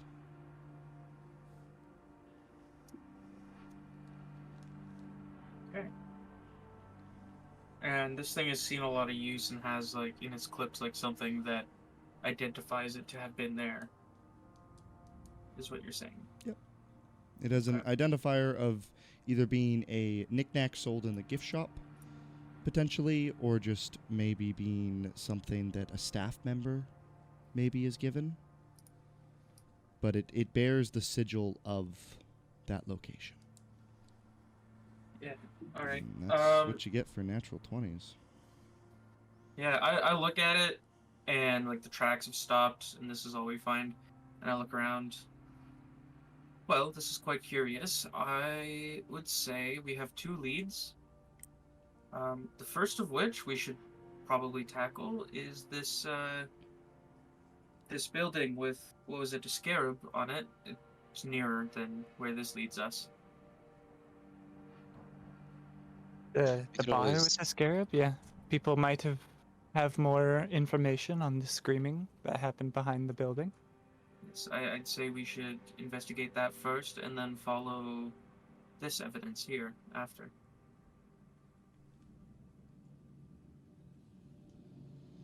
Anybody have a problem with that? No. Sounds like I, a good plan. All I right. agree. Oma, you said you know where this bar is, right? Should just be a few streets up if the man I talked to is correct. All right. Lead the way.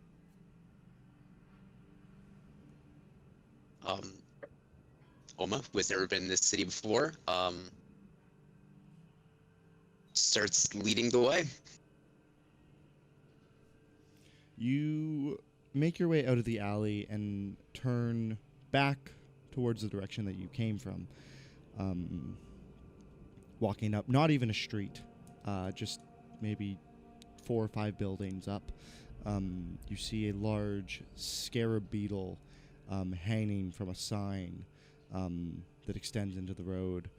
And on it, it just reads the Pharaoh's Layaway. We're still in the industrial district, right? Yep. Yeah.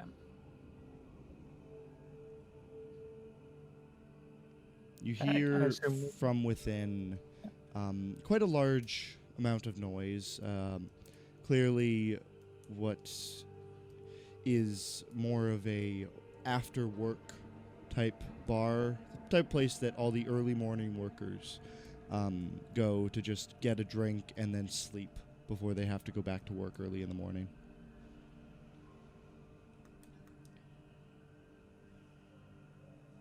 This place is depressing. I see.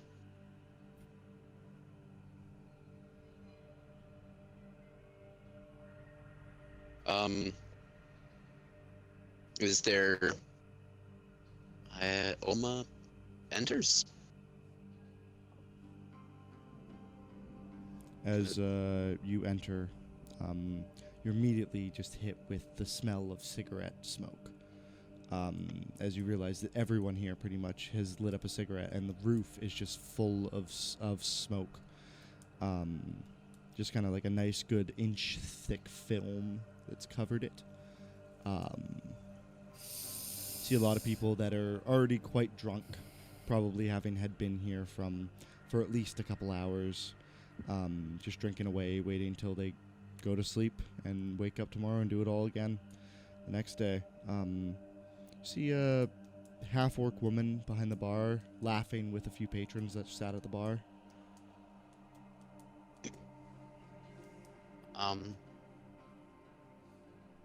It's the smell. The smell reminds me of my grandfather's room. Awful. And Oma approaches the woman behind the bar laughing with the patrons.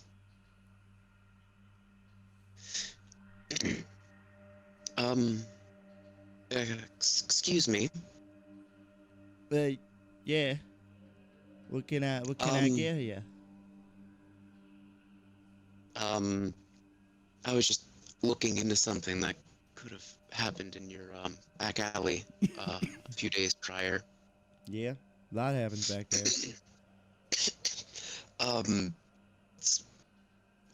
Screams, people having potentially fighting. Fighting? A few days ago.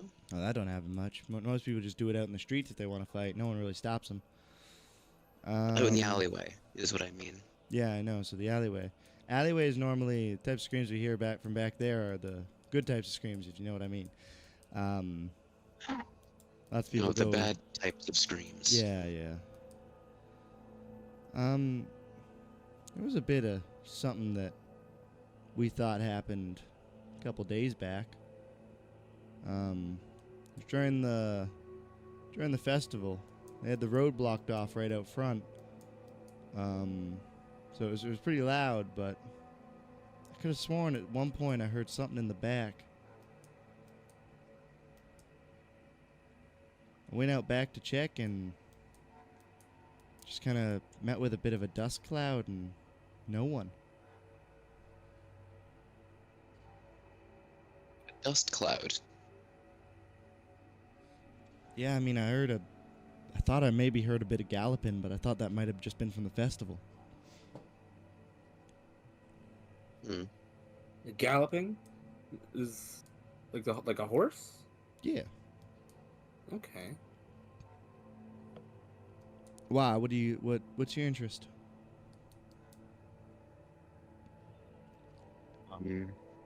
We're looking for that cart, to be more specifically. It's gone missing. What cart? You said that you heard horses galloping. We're looking for a person along with a missing shipment. 4. Oh. Huh. Missing shipment of what? Maybe don't confide. Yeah, that's what Oma was kind of thinking. Truthfully, I'm not entirely certain, but nonetheless, it's important to who's hired us. Okay. I mean, I can respect secrecy. Yeah, no, I mean, that's really all I know, unfortunately. How about Could I attempt an insight check? Sure. All right.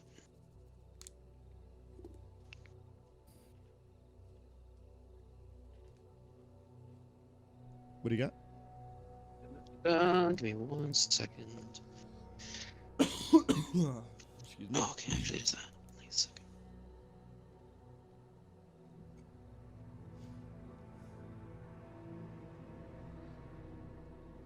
16. 16.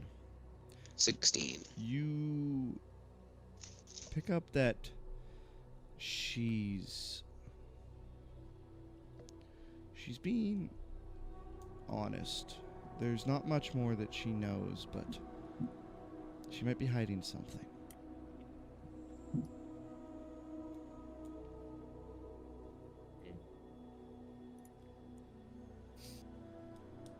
I would like to hop up on the stool so I get into eye level since I'm so small. I assume this is a high counter. Yeah. And I kind of lean in and I'm like, maybe you just need a little bit more persuasion. Maybe something to jog your memory. And I like push over a single gold coin across the counter. You see her look at it, and then she looks back at the cash box, which is open behind the bar, just kind of like an open tray where she gathers all her money, and nothing but copper and silver in that. She puts her finger on it and slowly slides it back before flicking it up into her palm, and you almost watch as it vanishes out of sight the second it goes behind her hand. You don't know if she palmed it or if she flicked it into her pocket maybe and didn't notice, or maybe it's just been flicked onto the ground for all you know, but it just appears to vanish from before your eyes.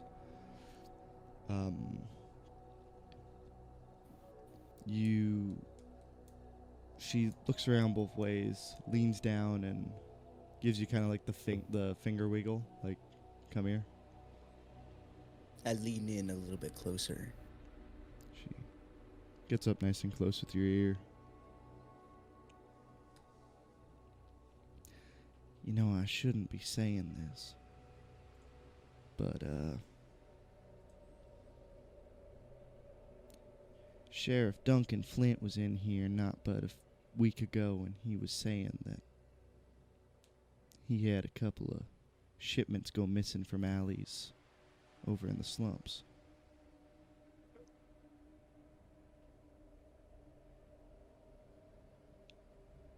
It's exactly what we're looking for, actually. I don't know if it's related to what you're looking at, but sounds mighty familiar.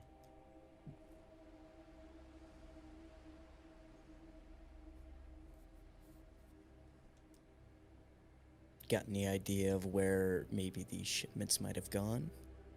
No clue. All I know is Can they're I- going missing. Just as a player, what did they say Duncan Flint did? They said that he was in about a week ago talking about how there was a case of similar type disappearances from alleyways of shipments in the slumps that he was actively investigating and basically getting the runaround from. Okay, alright, thank you. Do you have... I have a sort of, I'm not sure what the appropriate thing to call it. I have a relation with Duncan Flint.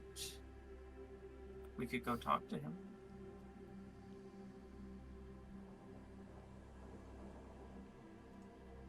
Mr. Flint always loves when we visit, doesn't he?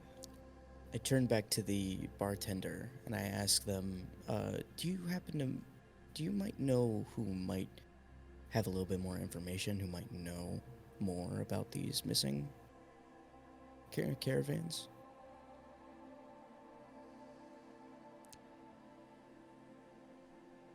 What do you mean? Somebody who might be a little bit more involved. Not really too sure of anything else other than what I told you. Sir, I can't be of any more help. Let me roll Insight. an insight. All right. No, nothing. Nope. I don't know. He seems really trustworthy to me. She, I think. She? She. My bad. I rolled a 9. That's on Narek. And my modifier is a -1. Eight. So 8. Yo, you rolled one higher than me. She's telling the truth. She doesn't really know much about the whole situation. She just picks up on little things that, you know, bartenders here just kind of talk that bartenders here. Well, Zenora, I'm sure the sheriff knows a good deal about these disappearances. I'm sure he does too. And I reach back into my pocket and grab another gold piece, but I keep it in my palm, and I go to shake the hand of the bartender with the gold piece in my hand. That's just handing out gold to this woman. She takes your hand and shakes it nice and firmly, and you feel a tickle on your palm as a flick followed by like a bit of a ting, and then nothing. And she pulls away from your hand. I'm happy that I could be of service, and I hope you find what you're looking for. Her hand ate the gold. She has a mechanical hand.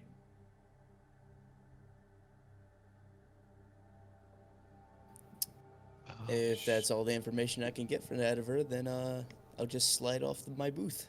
All right. She goes back to tending with other customers.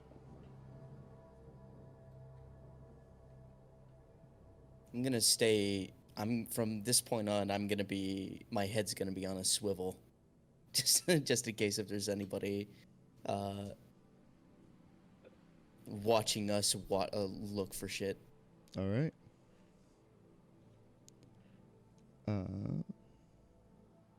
Yeah.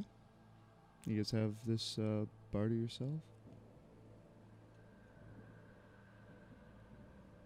All right, guys. I have a proposition for all of you. Gosh. And I'm Okay, just, go I'm ahead. not, and I will Go ahead. slide. I'll pull out a little. You pull out I'll pull more out golds. a little I'm gonna lose my mind. unknown shroom, and I'll just slide it. I'll just try to sneak one to each of you, to your hands. I Wait, I what'd you don't say? I don't consume things. That's very fair, and I shall not force you to. However, if you ever feel like getting close to Celestia, this is how. I quite literally cannot eat this. Yeah, well. What would you have me do with it?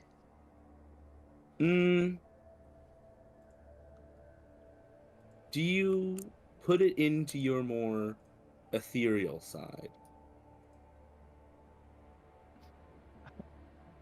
There's like, so like my left sleeve, right? It's like there's like parts of armor, and then there's kind of like a break where there's just kind of like magic, and then there's like the gauntlet and stuff. I just shove it like through my sleeve, like through my arm, and it just kind of goes through along with my hand, How does it feel?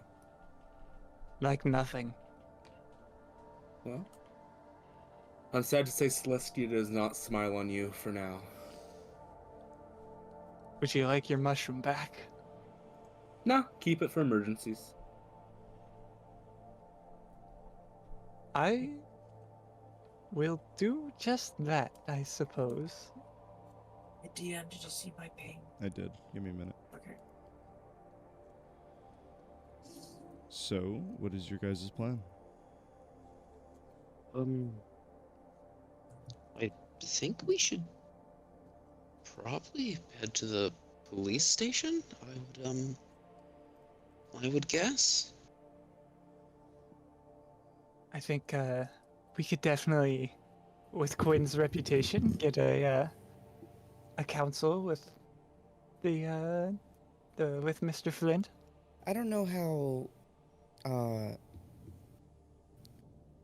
fruitful that might be, because if they have any information, they would have, I assume, solved this case already.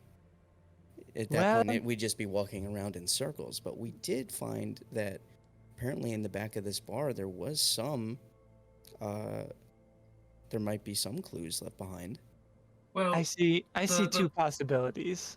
the police department in the slums isn't quite the most efficient group ever put together. Of course, they do their job, but they have priorities. If people come in with stories of disappearances of shipments, that will be much lower on the priority list than, say, mass murderers that they need to catch. Yes, my point. Either the case is not important for them to take seriously, in which case they wouldn't care at all and might give us information, or this is something they're trying to cover up. Are you saying that they have a hand in this? Well, I think it's odd that the lieutenant or the sergeant came up. If they were investigating this already, why have they not told Susie anything?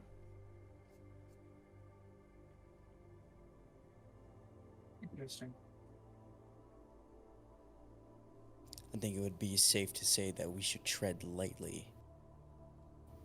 I personally am more for the aspect of going right to the slums and then investigating ourselves before going to the police. I agree with that.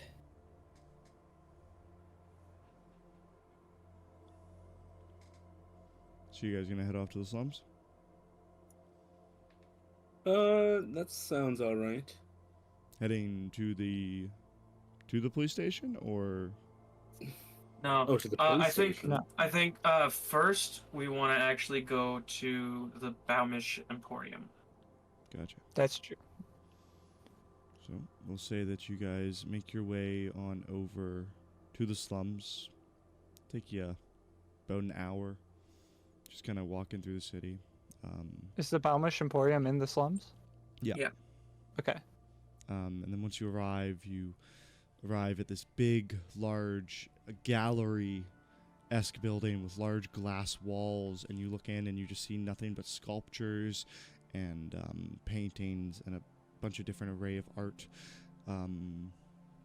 Seeing a bit large crowd that is gathered within to just kind of explore and look about. Looking off at this and into the distance, we're gonna take a quick break. Yay! I'll need you to describe all that again. I'm having a very difficult time focusing. I just need a stretch. Cool.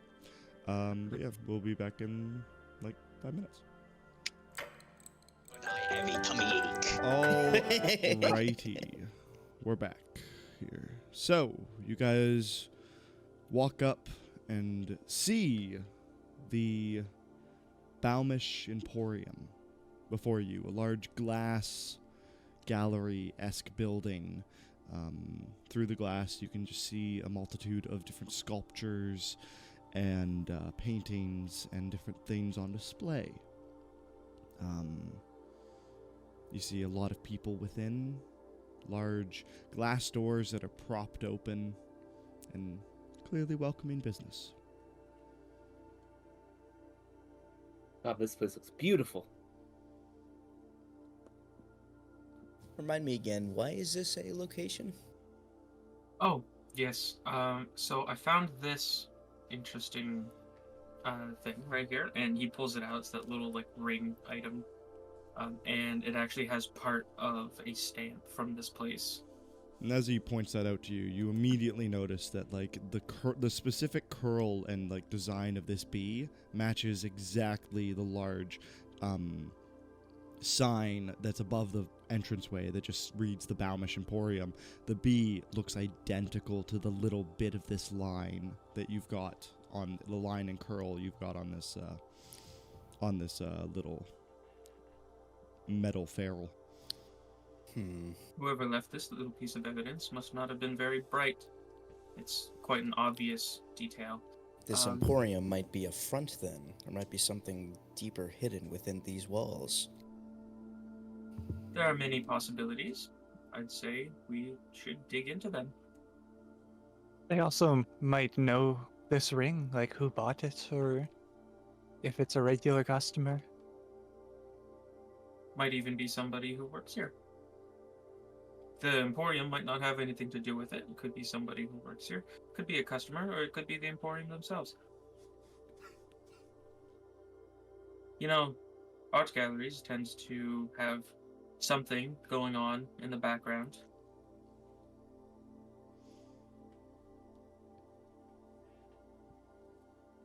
Well, seeing as how nobody is taking the first step in, I will do just that. And I go and up to the door, I open it, and I go in. All right, you walk right on in, and you're immediately met by a small elven woman who's got a nice like suitish type pantsuit basically on, and a nice little card that just reads on her chest, I'm here to help. She approaches you. Hello and welcome to the Balmish Emporium.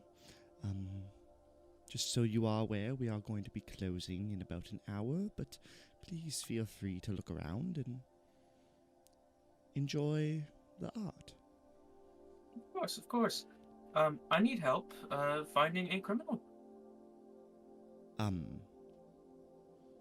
I mean, I can assure you that there's no criminal activity here. We are nothing but a non-profit. But if you believe some sort of investigation is in ensue, we are a public area and you're more than welcome to investigate. He just stares at her for like an uncomfortable amount of time. Quinn, the ring, Quinn. Oh, yes. Here we are. Would you take a look at this? I believe that this I suppose you need more details. I found this at a site of that like Quinn like looks through his notes. He's like, let's see, how might I explain this so that you may understand? And then after a second, all right, we were trailing somebody who might have something to do with some thefts recently, and when we reached the end of a trail, we found this quite interesting bauble, and it has a piece of your stamp on it. So that is how we ended up here. May I? And she kind of like holds her hand out, almost like beckoning you to just place it in her hand. I want to insight, just to make sure she's not planning on just like pocketing the thing. Sure. 14. You get nothing but sincerity from her. Okay. Yeah, I'll put it in her hand. She takes it and puts it between two fingers, holds it up, looks at it, smells it. This I believe this is one of the mouthpieces of our cigarette holders. You can find them in the gift shop. Not but a silver. And she'll hand it back to you. My name is Silver. All right. And I suppose you have more staff working in the gift shop? Yes, and she'll just point you over, and you see in the corner there's a kind of like walled off section that just reads gift shop in big fancy letters. Just through there. You should be able to find it. It's right near the front. Okay. Well, I look at the rest of the party. Anyone up for shopping? I I don't believe think we so. are here to. I don't think I can afford anything at this non-profit gift shop. You understand how non-profits work, right, Homa? I They don't do still actually. need funds to operate. Yes, I they, don't. they pool It's their my funds first. into the business. This is my first non-profit organization I've ever been to. Anyway, you all failed the test. We're not actually going to shop. We are going to investigate. Well, did I fail the test? Oh my goodness. It's like I'm living back with my father. And then Does your he father- turns around and goes over to the gift shop.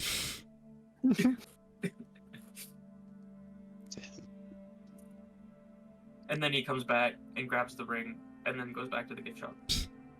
As you wander into this gift shop, you are immediately just kind of like in this area just filled with toys and different books, magazines, candies, chips, a bunch of standard things. There's a large clothing wall with a bunch of things that just read the Balmish Emporium. And just like she said, kind of like on one of those like spinning card stands, is a rack of what at first you think are pens maybe, but then you see this small little metal piece and you immediately recognize it as what you're looking for. And as you pull one out, it is indeed just like a little cigarette holder that's just a metal mouthpiece and a long, maybe 5-6 inch wooden rod in which you'd place a cigarette in the other end. I assume it's just like normal steel. Yeah, it's nothing special. I want to go look for somebody who might be running the shop. Certain, easy enough. You can just walk up to the front desk and there's someone there. What's this quick, like, just visual description? Visual, human, woman, young, very young, blonde hair, blue eyes.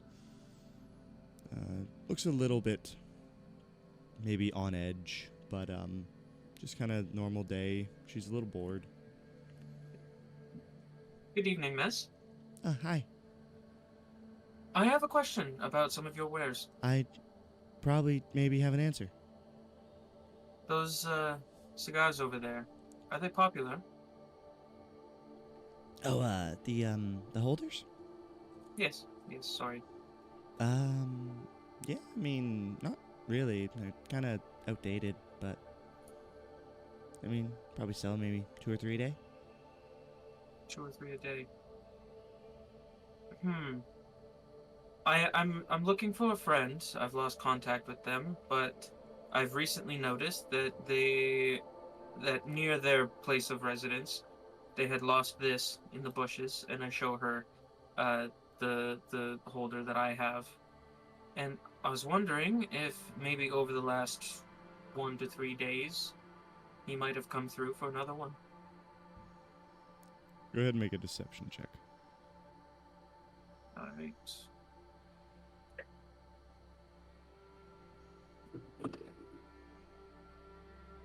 Well,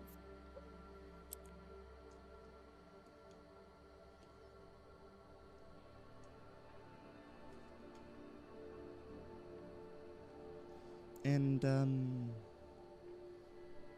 what's his friend look like? well, it's been quite some time, been a few years actually, but last I saw him, he was sporting some brown hair, though sometimes he likes to switch it up. Nothing too fancy sometimes.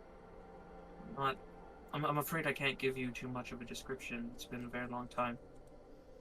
I mean, if you're But talking just people who are buying those, I mean, I can look at the books, I guess. Pulls out a big binder, sets it down, flips through a few pages. How long ago you said? within the last 2 or 3 days. Okay, 3 days. Those, we actually haven't sold any of those in the past 3 days. Really? Yeah. Interesting. Yeah, sorry. It's unfortunate. Sorry about your friend. No, I'll find him. I assure you of that. I always do.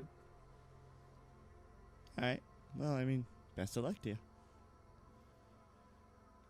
Excuse me. Oh, hi. Ooh, you're cool. Yes, might I inquire? Sorry, I'm with Quinn here. Might I inquire when the last cigar holder you sold was? You really want to find this buddy of yours, eh? It's quite important. What's his name? His name is Morrigan. Though he doesn't like to share that. So, if somebody might have given you a different name, who knows? Morgan. Looks like sold one. Exactly 1 week ago. And Do you remember what? So the tracks that we had followed were from like 2 to 3 days ago. Yeah. And okay, so it's possible that we have the same. Okay, cool.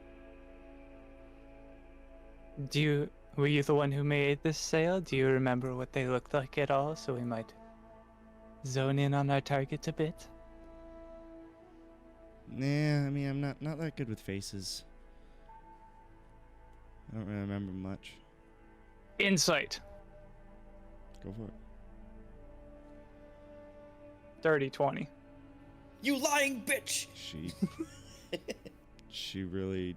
You get the sense that she's already forgotten what your face looks like between just going back and forth between you, looking at you and Quinn. That's really impressive, honestly. She just doesn't retain that type of information. All right, well, sorry to bother you. Thank you for your help. Now walk away. Join the others.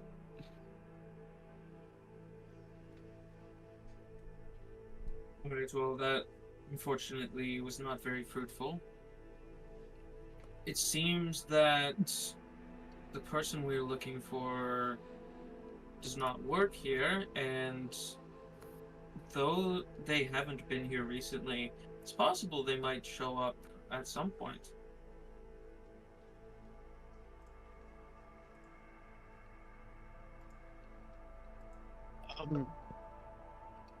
Once kind of, how do I put this? Oma is gonna kind of walk to the side, kind of gesture for Quinn to kind of follow, just outside of this this You peripheral do, vision. yeah, you do that, and he'll follow. As soon as we get off to the side, well, what are your thoughts? I say we wait here for 48 hours. I was 48 hours. I was gonna say, couldn't you just steal the ledger? Are you, should- you would suggesting have the- I break the law? That would have the customer's name in it, wouldn't it? I suppose. We must. We would have to return it. We don't want their inventory. Oh no, to I'm go not. I'm awry. not. Stealing is a strong word. Borrowing for the greater good.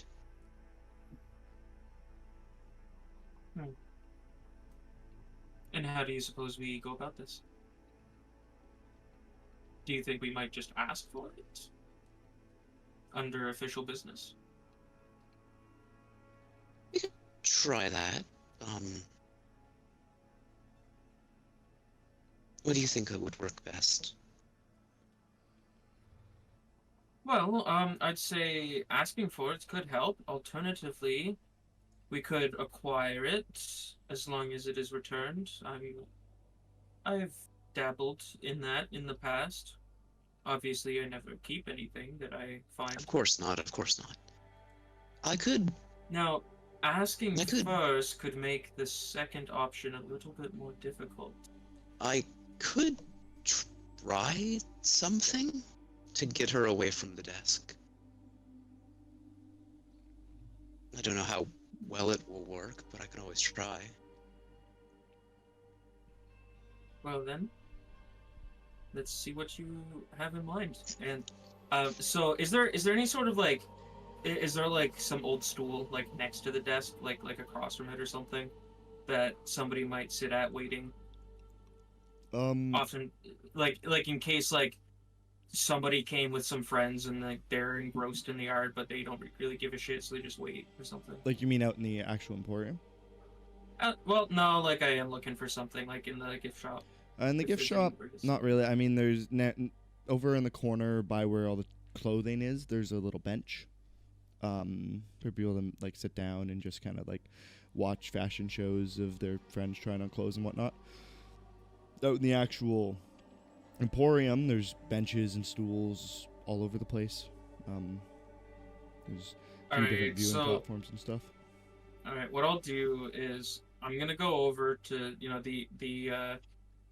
the customer side of this desk, and I'm gonna lean against the wall adjacent to it, and I'm just gonna like start writing in my book, basically, and like I'll use the time to write down some like observations that I've made in the past that I haven't written it down yet. But basically, I'm just gonna do that to seem like I'm otherwise preoccupied, and I'm gonna wait for Oma to do whatever he's doing. As you like you're walking up basically to the desk and just kind of like burying your head in your book. Yeah, and then I'm just gonna like lean on the wall next to it. Go ahead and make a performance check for me.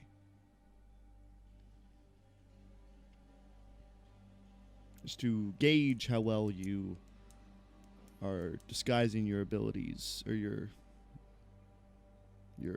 efforts actively. Solid 12. Solid 12. You wander up and you kind of like lean up against the wall, just kind of like start muttering to yourself as you're writing. There's not really anyone else in here, in the gift shop at least. And you just kind of feel a finger on tap your shoulder. You're back quick. Can I help you?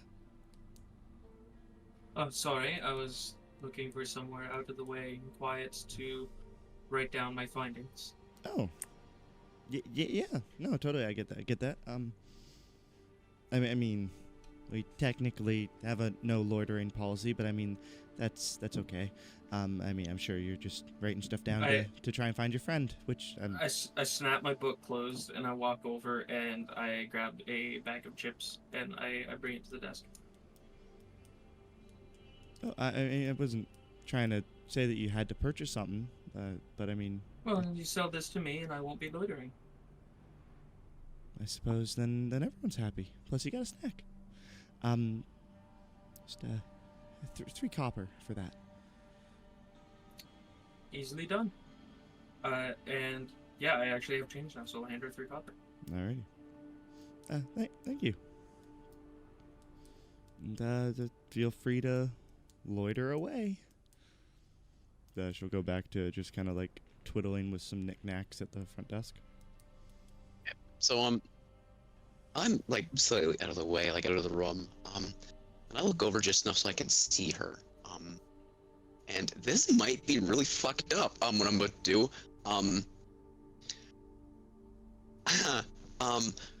Oma opens a mental connection with her. There's no like save or check or nothing she has to make. He just one open.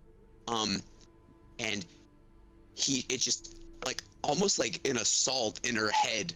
She hears like a continuous amount of voices that are just like almost like distant whispers that are just like, "We're outside. We need you help us. We're outside."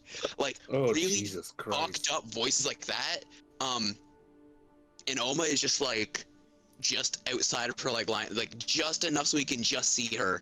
But kind of like with just his peripherals. Like she can speak back mentally. It's not like he responds to her, but he pretty much just hits her with that. Okay, and that's just your mind link, or is that actually casting? That's not a spell. Yeah, that's a mind link. I just force a connection open onto her. Okay, and you're just like basically. I'm pretty much attempting to get her to go and check like anything. Pretty much like using stuff like outside in the street to kind of make her like walk away to go over and check like the windows to look at what's going on. It's got to make her pretty much just feel unsafe or uneasy to make her kind of wander away to check somewhere else. Say, go ahead and make a either intimidation or persuasion check. Okay. But the hell of it, use your spellcasting modifier. And you can add your proficiency bonus if you're proficient in either of those skills. Okay, so modifier. Okay. I'm proficient with persuasion, so. Yep. My spellcasting modifiers. Okay. Please work mouse. I'm treating this as almost like an attack on the mind. What class was Oma again? Just out of curiosity. Sorcerer. Oh yeah. Wait, Really? so Holy shit. Wait, so you just told him to roll a charisma persuasion? Yeah. Can. Except he gets to I use- technically double his proficiency.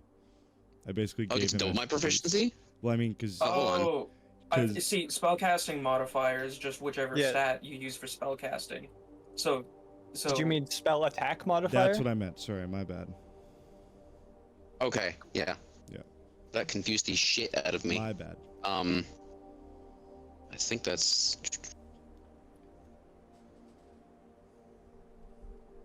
Why do I feel like I have inspiration somewhere? I do. You shouldn't.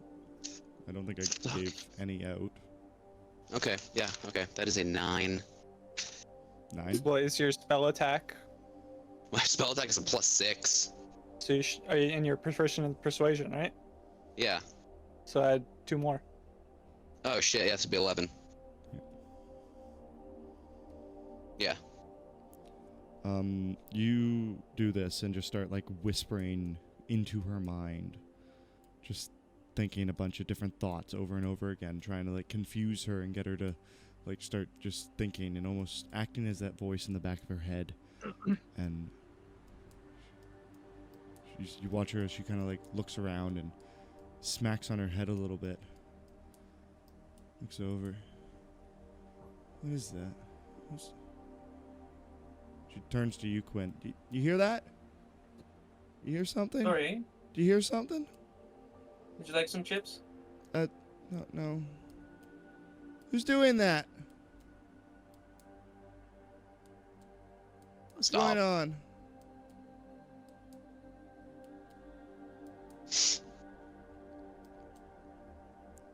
Whatever that was, don't do it again, please. Are you all right? Huh? What? Are Sorry. you all right? You seem to be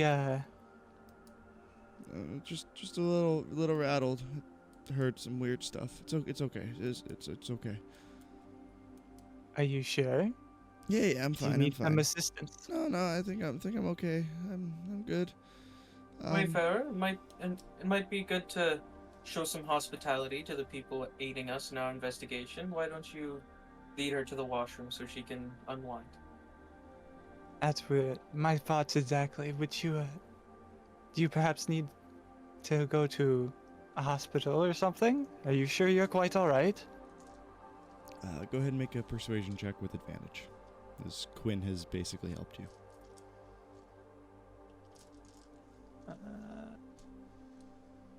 14.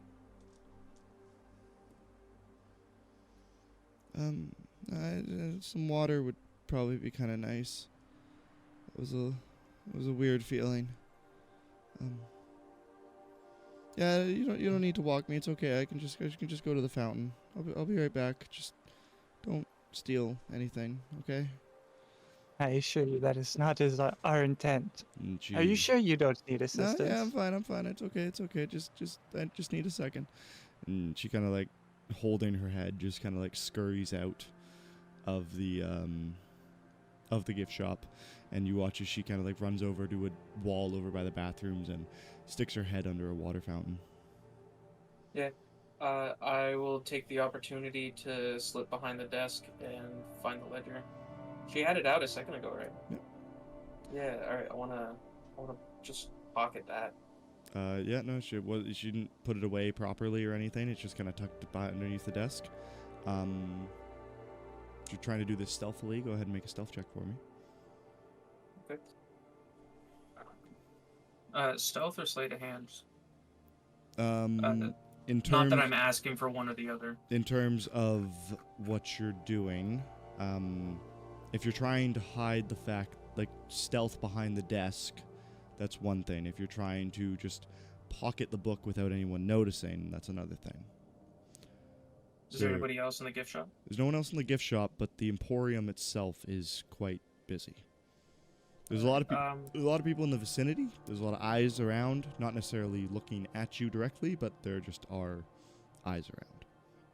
All right, I'm not too worried about like random people seeing me go back there, but I do want to like maybe try and keep it a secret that I'm like taking something. Are there like security cameras or anything here? Nothing that you can pick out as being security camera-esque. That is a nat 1, but I'm a halfling. Let's go. That is a 17.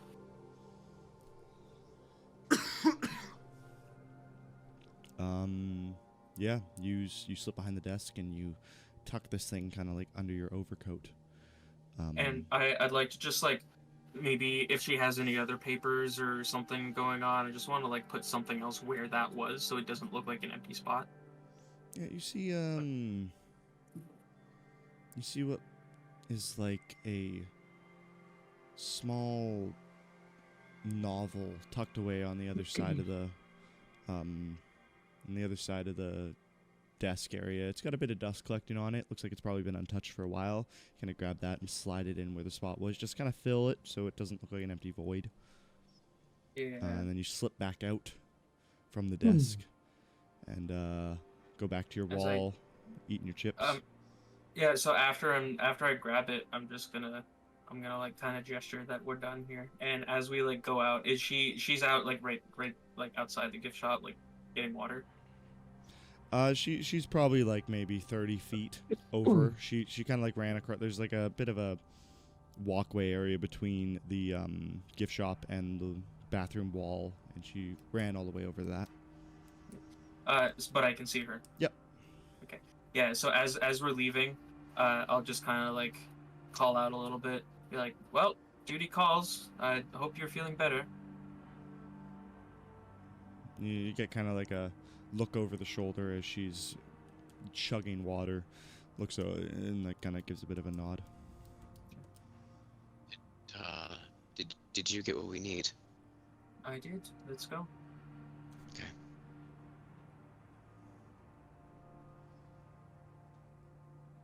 Well, shall we head back to my office and pour over what we have so far?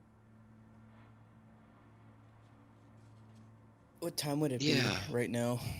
It's getting up to the cusp of probably the late evening. The sun is just beginning to crest that kind of like final hour of the day type thing.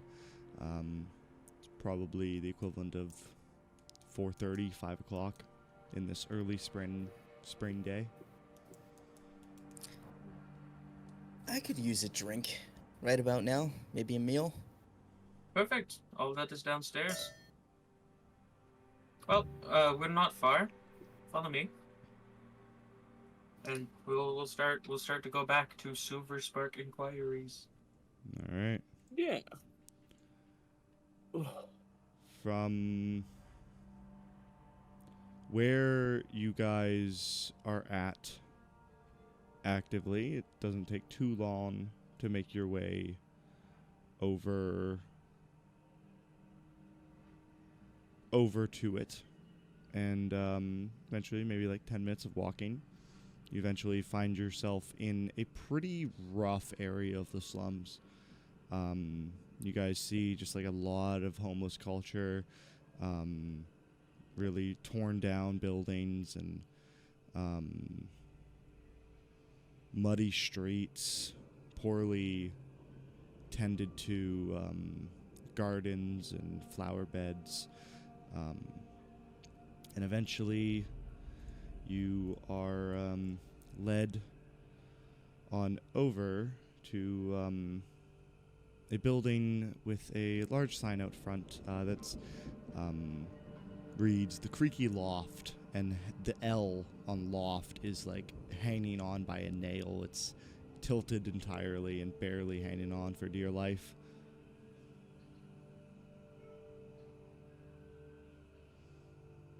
Well, this is home. Interesting. Do we have like a spot. do we have like a little sign out front that's like in a corner somewhere? You guys see on the front of this storefront, there's the big double doors to enter into the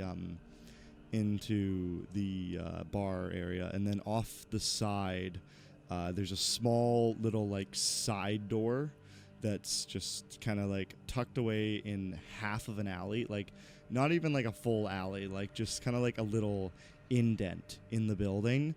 There's a little side door, and on the front you see a very crudely kind of like scribbled, hand-drawn sign written Silver Spark Inquiries.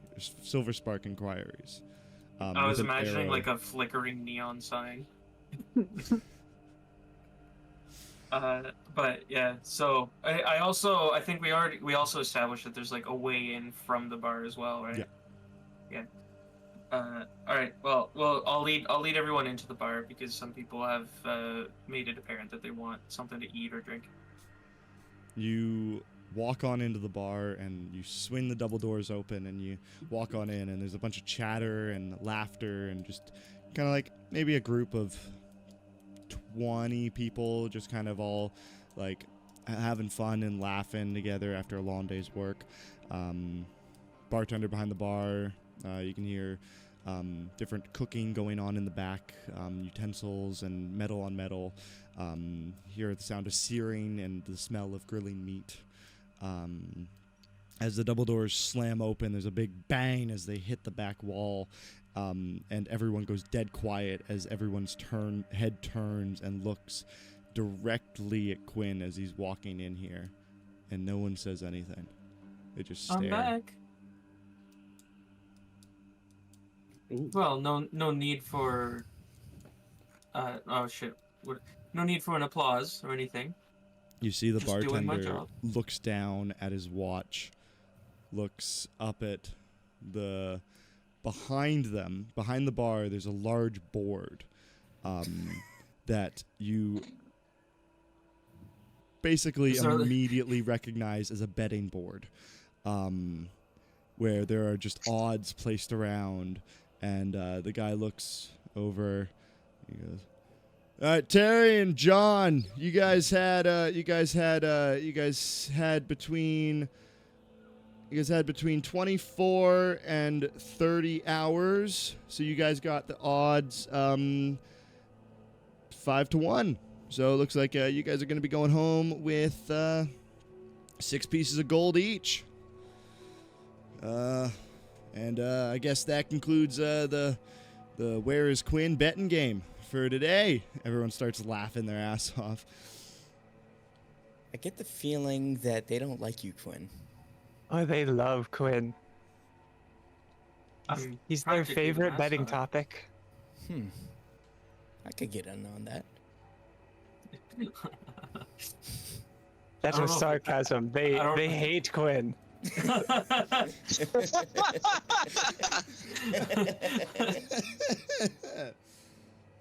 I'm gonna walk up to the bar, and I'm gonna climb up into one of the seats and lean my elbow onto the bar. Well, Ashes, I have some associates with me today. Would you mind? Fuck's sakes, punching Quinn, their it's first? Sam. Did you hear my I request? didn't hear your fucking request because you called me fucking Ashes again. And you hear one of the fucking guys bang on his table. "Ah, fucking Ashes, I forgot about that shit. It's fucking hilarious." Man, you shut the fuck up. Quinn, it's Sam. Fuck's sakes. This place is fun. Who is this Ashes? Oh, Oh, there's a whole it's story the- behind this one. Yes, it's the name of the guy who runs here. It's not Scott. my He- fucking... My he name actually- is Samuel. He actually owns 10% of our company. It was the deal for letting us work there. Man, But it's been a shitty deal. It's been no fucking business to me. And Eh. you guys got a bar tab. By the way, you owe me 28 gold whenever you get the chance to pay that off. oh yes, speaking of the tab, I would like to quench my associate's thirst. Oh, for fuck's sakes. I don't have to pay for that, right? Come one, come all, and welcome to the Creaky Loft, a place of wonder and mystery solving. You can tell, like, immediately that this guy has said this a million times and just hates saying it. And with the smirk on Quinn's face as he says it, you get the sense that this is something that Quinn has decided to make him say. Part of his 10%. How I- can I be of service to you as you quench your thirst along your journey to the unknown? At this point, I elbow Oma to get his attention, and I am putting the magic mushroom that that Narek gave all of I assume he gave each of us I gave one, everyone one. and I put the entire thing in my mouth. Oh, I offer a prayer to Oh. Celestia. yeah. Do you need a do you need a trip sitter? Is that what you're referring to? Let's party. I walk up to the bar. Oh no. Go ahead and make me a Constitution saving throw. Oh, Mike. What is in this mushroom? The best stuff. Does there really have I to be rolled- something in the mushroom for the mushroom to do something? I That rolled is also true. a 10 with a modifier of 10. No, of 0. So it's a 10. 10. About plus 10? Oh my god. Gotcha. So you pop this mushroom, walk up to the bar, and immediately don't feel anything at this very moment.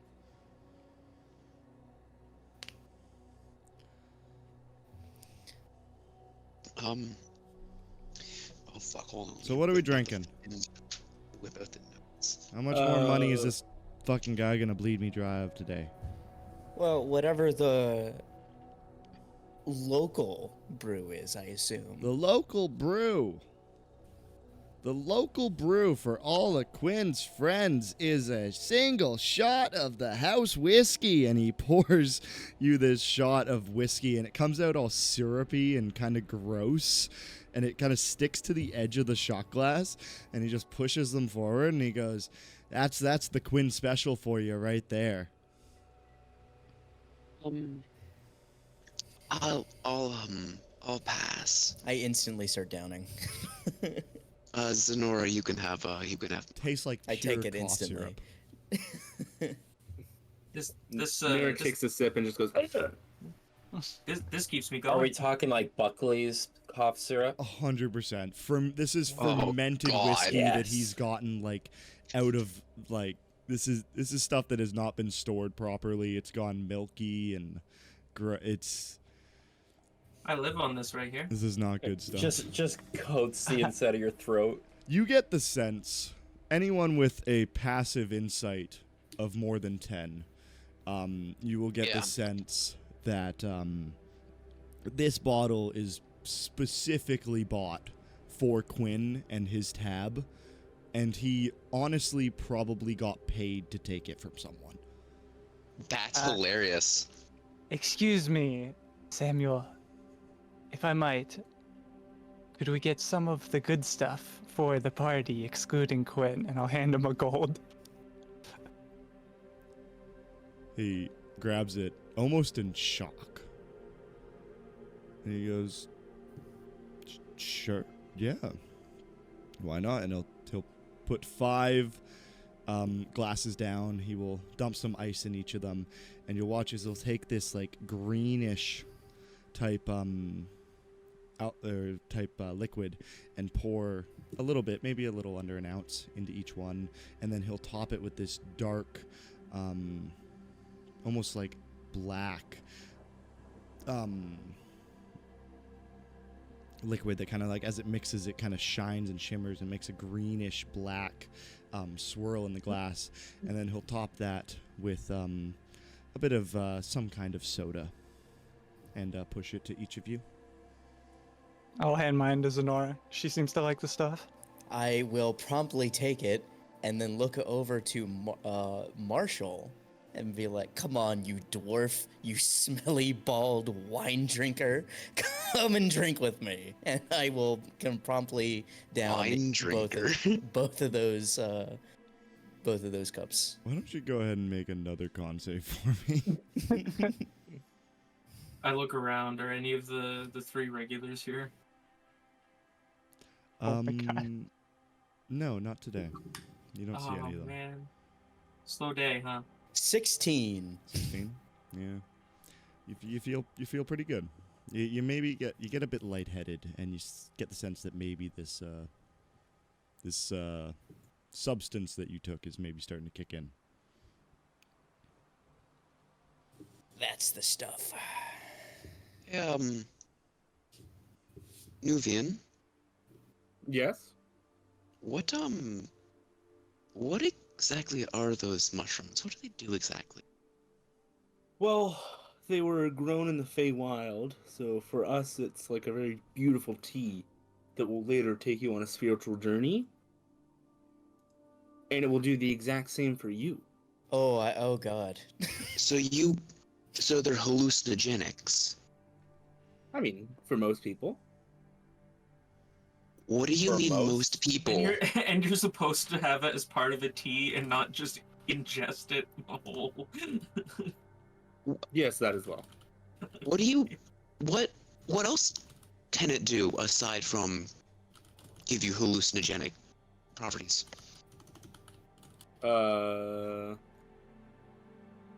It can allow you to get closer to Celestia. I was gonna say, if you say something about your god. So that Well. okay. Sounds good. I prefer my mushrooms and chocolates. That's very fair. They taste much better that way. You would, you fiendish perfumed worm. What? He gives you the Sonora, biggest are stink you- eye. What does that mean? Sonora, are you okay? I looked up a dwarven insult generator.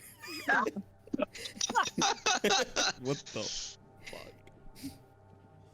Is that why you called him a wine drinker? Yeah.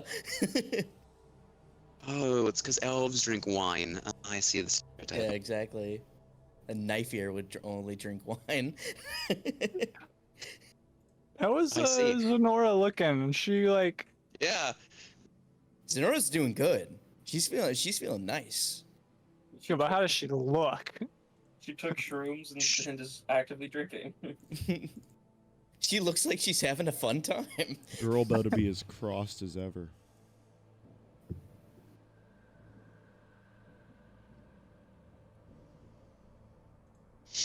Oh no. All right. Anything else you guys are doing actively? Was it now that you had to end, or is it in an hour? I'll find a place. Okay. How much is what's the bartender's name again? It was That's Samuel. Samuel. Did you say Yeah. Ashes? I would not call him by that nickname if you want to be in good standing here. How did he get the nickname? Oh, I'd forgotten. Was that not his name? Wait, you're the one who gave him the nickname. Was I? Oh boy. This is news to me. Samuel. Samuel's like still right in front of us, right? He's glaring at Quinn. Like Sam.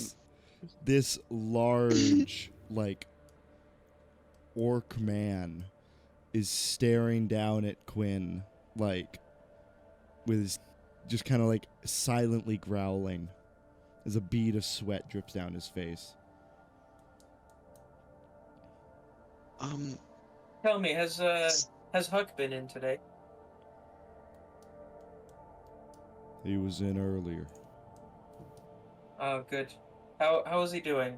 Is he getting better over the loss of his pets? He enjoyed a day without you. Funny. Samuel. What about lodging? Do you know anything about that? Lodging? Lodging, yes, place to stay. Many Many of us are out of towners. Oh well, he used to have lodging, but it's since been turned into my office. If you'd like, Thank you, you can- Quinn, for pointing can- out the yes. fact that my second stream of revenue is now gone. So if you'd all like, you can stay with me upstairs, free of charge, of course. I see. There's also the Um, Resent Inn down the street.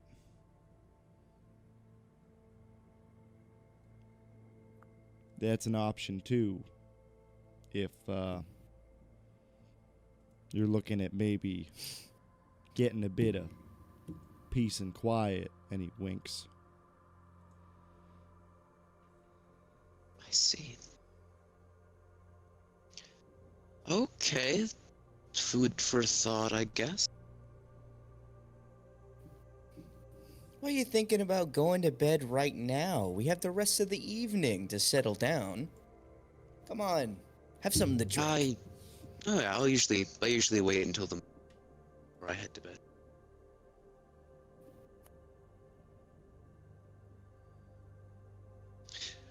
Anyway, since it's gonna be on someone else's tab, how much? You cut out. Oh shit! I said, oh yeah. So since it's on someone else's tab, what sort of liquor do you have? What do you want? My home. Do you have any sake? Is that do you carry that here or no?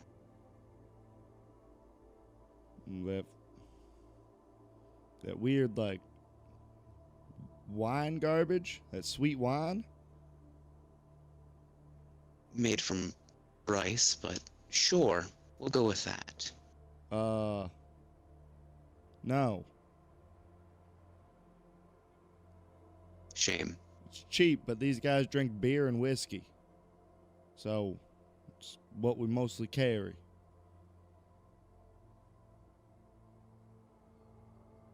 I understand. Oma's gonna find a place to sit, that isn't on like the bar. He kind of sits there, by himself for now. And he pulls out that small stone that he had on the ring, and he sits there and he moves it. All right. As you're holding the stone, the bartender turns around and starts kind of like cleaning up a bit of something on the back of the bar, and there's a little like envelope on the side of the bar. He sees it. Oh, fuck yeah, I forgot about that. He picks it up, turns around. Gwen, this here's for you. Place it down in front of you. What is it? And Gretchen dropped it off earlier before she went home. She went home. A woman can move. Well, I mean, she said she was going home, or maybe it was the bingo hall. One of the two. And I zoned out a little bit. What was the item that he put in front of me? Was it a note? Is that An what you said? envelope. An envelope. Okay. Yeah, I will grab that envelope and I'd like to read it upstairs. So you're gonna head upstairs? Yeah. Would anyone like to join me? How come, I suppose? Zenora will stay at the bar and has already started talking to other patrons. As those of you who are gonna follow Quinn, I'll follow too, yeah. go to exit the bar out of a side door. There's like a side door on the same side where you saw the other door that entered in from the outside. As you walk towards that door, you see a booth off in the corner that is roped off with like a velvet rope, and a sign on top of it that just reads "Designated Interview Area of Silver Stark Interview" or Silver Stark Inquiries. Silver Spark Inquiries. It's completely roped off and kept nice and clean. You pass that, and you pop the door. You open the door and are led into this small little lobby type thing. There's a staircase that goes straight up towards a door up at the top of it, and there's a little desk placed there with a bunch of papers and stuff just kind of scattered around. As you enter the room, you just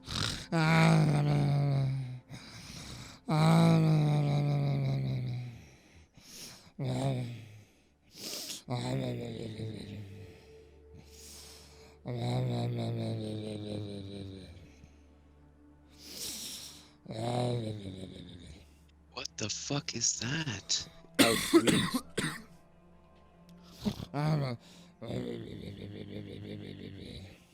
Listen, I'm just chilling here to see how long Jazz goes with this. I'm too. Please don't. Is this like this is upstairs, right? No, this is coming from like right behind the desk. Oh my god. You just We hear are that- upstairs, and this is right behind the desk. No, you guys aren't Yeah. upstairs.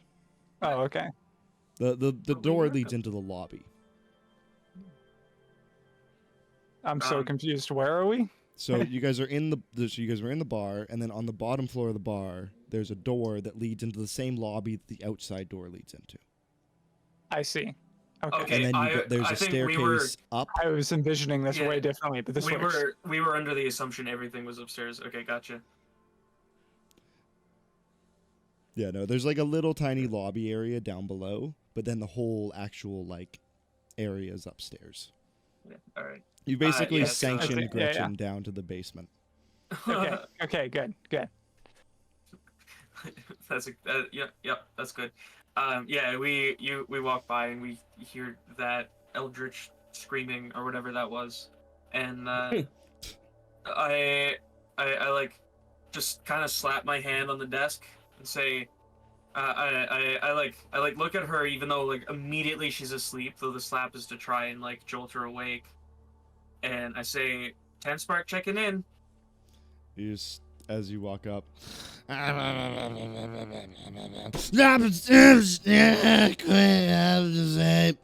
Quinn. How's your evening, Gretchen? Hey. How you doing? You guys all see this like very small gnomish woman who appears at the very end of her life. No.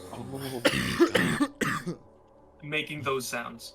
Yeah. Oh man, that cough doesn't sound good. Quinn, hey, there's a note for you. Yes, The deputy came dropped off for you. Oh, is that what this is? I've received it. I was at bingo. The deputy, Virgil, was here. Well, thank you for your assistance, Gretchen. And I, as she's asleep, I say, remind me to give you a raise. And then I walk up. And so I lead everybody upstairs. You guys What wander a lovely woman. up the stairs. I like the idea that everything that we do that's nice for her, she misses because she's asleep. You guys wander up the stairs. Quinn unlocks the door, and you are led into this actually kind of oddly nice and quaint, cozy-looking office. There's a little couch and a desk off in the corner. There's a small little kitchenette type thing going on in here. And you just kind of feel kind of quaint and cozy. I go over to my desk, and I'm basically gonna like almost like throw myself into the chair. It has wheels on it, so that, like it'll move to the side, almost like into the front of the desk. I'll be sitting in it like sideways at a 90-degree angle, and I'll open the drawer and take out a pack of cigarettes, and I'll like hold it out in case anybody wants one. I will take one and sniff it. How does it smell? Like tobacco. Like a pack of Newports. Narek will just be copying whatever you do with it. Did you say there's cigarettes? Yeah. Or, do you have any cigars? Those are my types. Oh, well, Cigars. well, I have a couple. They're a little bit expensive. I put a gold piece down on, like, I'll take a cigar. You know what? Fair. Have at it. Do you need a light, Narek? I cast light on the cigarette. Oh, boy. I'm good. The cigarette lights I, up like a light bulb and does not ignite in any way whatsoever. This reminds me of something that Riley did with one of I his was characters. just about to say that. I was like, Spy, do you remember me eating the cigar? All right, so as you guys light up your cigarettes and begin to kind of like just cozy up in this nice little office. Yeah. I don't know. Did you want to stop it there, or did you want me to read that letter first? Keep going. All right, cool. So as like, I'll take a minute. I'm just gonna wind down a little bit. We've been on the road for a while. Legs are getting a little bit tired, especially because I am of a shorter variety, and I've been keeping up with you guys. So I will like kind of just relax for a bit. But then after like maybe 5-10 minutes, I'll prop myself up in the chair, and I actually have like a letter opener in like a coffee mug, and I pull that out and I open the envelope. You open It's it been a up. while since I've heard from Virgil.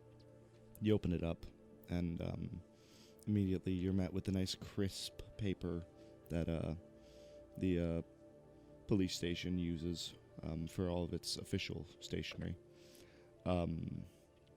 As you open this letter, it's got a seal stamped into the bottom of it, just things you pick up on immediately. And as you begin to read it, Dear Quinn, I don't write you in any way of will or want. But as much as I reluctantly wish to say, we need your help. And that's where we're going to pick up next week. Aww. Cliffhanger. I'm gonna frame that.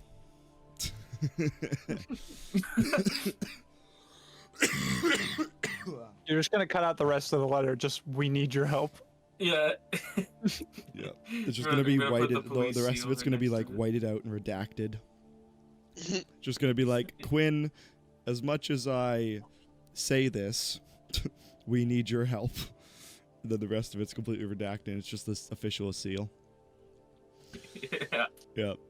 Fuck. Well, we will pick up from here next week. But Hooray. until then. I also. Oh, actually, I What? Yeah. can continue your thing. Okay. But And mine isn't important until you sign off. until then, I have been the Jazzman. And this has been Natural One. Peace.